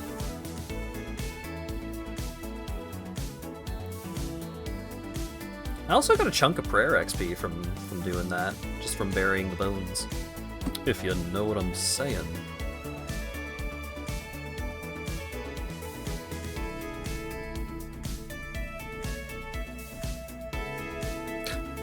Just randomly thought of another fucking Letterkenny character. The character, like, the joke behind the character is that he's really fucking tall. The other joke behind the character is that he is an auctioneer and he loves to do the auctioneer voice. Like, speaking really fast. And he doesn't just, like, it's not like he just talks normally, but fast. No, he like, is acting as though he is auctioning something off when he is just talking about something. And the auction voice can, like, get a little grating sometimes, but it's generally pretty funny. But the thing that gets me is that he's so fucking tall that, like, because he is the auctioneer, he is often used as, like, the announcer for events. And there have been multiple times where he, like, walks up to the microphone in a spotlight, and the spotlight has to adjust itself upwards because he's so fucking tall. Oh, he doesn't only do the auctioneer voice. He just really likes to do it. Oh yeah, here's my Hellcat.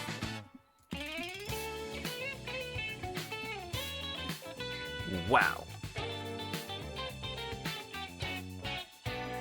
Alright, back in the bank, buddy.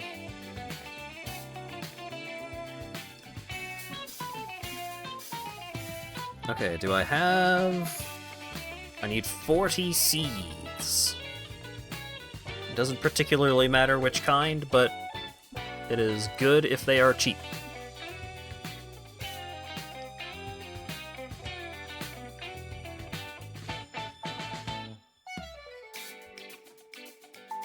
I don't have any good seed stockpiles. It's terrible. Alright, how about 10 onion, 10 potato?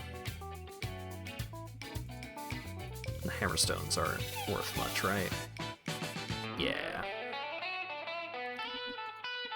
And I need a chisel. I might need a hammer, I don't remember for sure. I need 4 willow logs, so I'll withdraw 5 and then put 1 back. And I need a dig site talisman. Or pendant, sorry.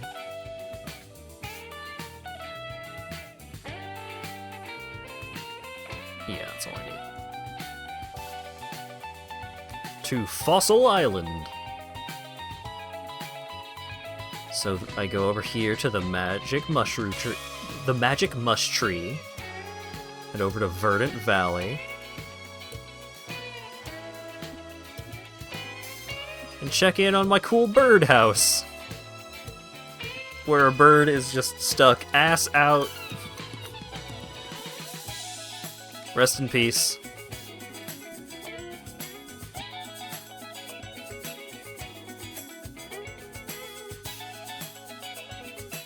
And then I drop all the raw bird meat on the ground, because they take up one inventory slot each, and you can't cook them normally. You have to do a special cooking in order to prepare the bird meat, and it's annoying.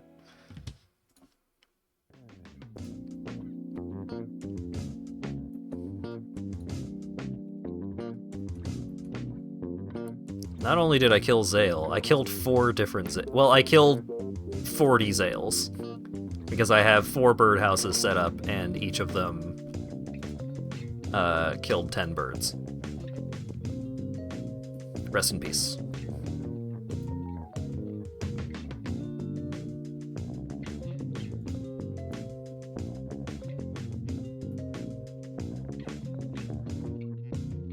I got 34 Hunter, though. I am the 34 Hunter.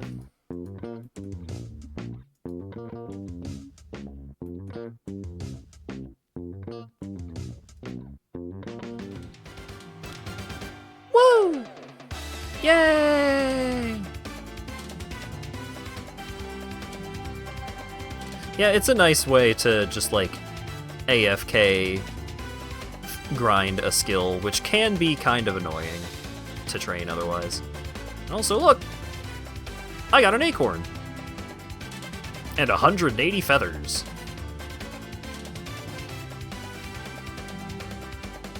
The Gumbo is gonna go nuts when he picks up all that bird meat. I wish I could just cook all the stupid bird meat on a fire, like normal, but no.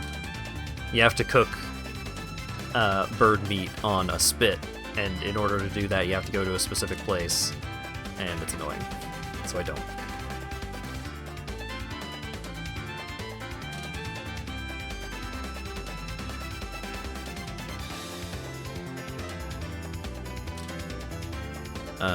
So 46 Slayer, pretty good. I used all my Chaos runes though, which is pretty brutal. Yay! But I completed some Slayer tasks. I got some combat levels too. I got some hit points. I'm almost at 55 defense. Very close, actually. That's gonna be very nice. Being able to wear the Netzenot helm because it's very strong. I killed the Chaos Rise. Yay!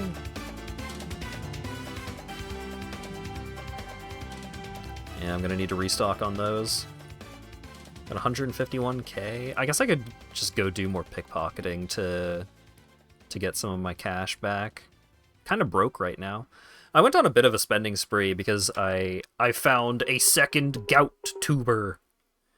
Gout tubers are a fairly rare item, and people will pay a lot of money for a gout tuber.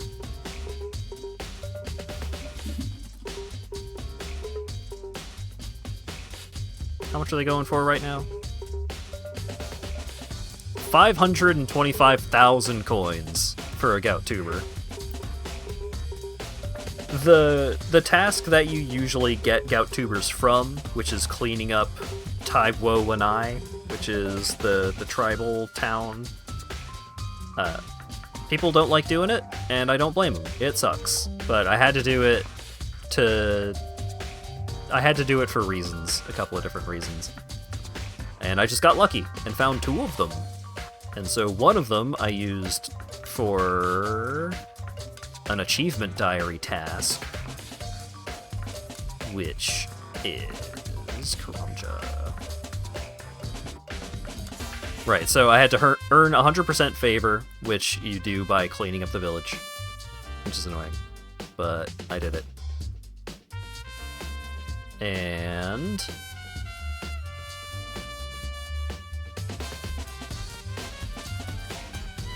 wait, which is the exchange gems for a machete? And in order to do that, you need a gout tour. So I know I'm going to want to finish that achievement diary eventually. So I just went ahead and did it. And it wasn't fun, but I did it. And that's the fucking RuneScape story sometimes. Sometimes it's just like, I don't want to clean up type Wowanai, but then you do it because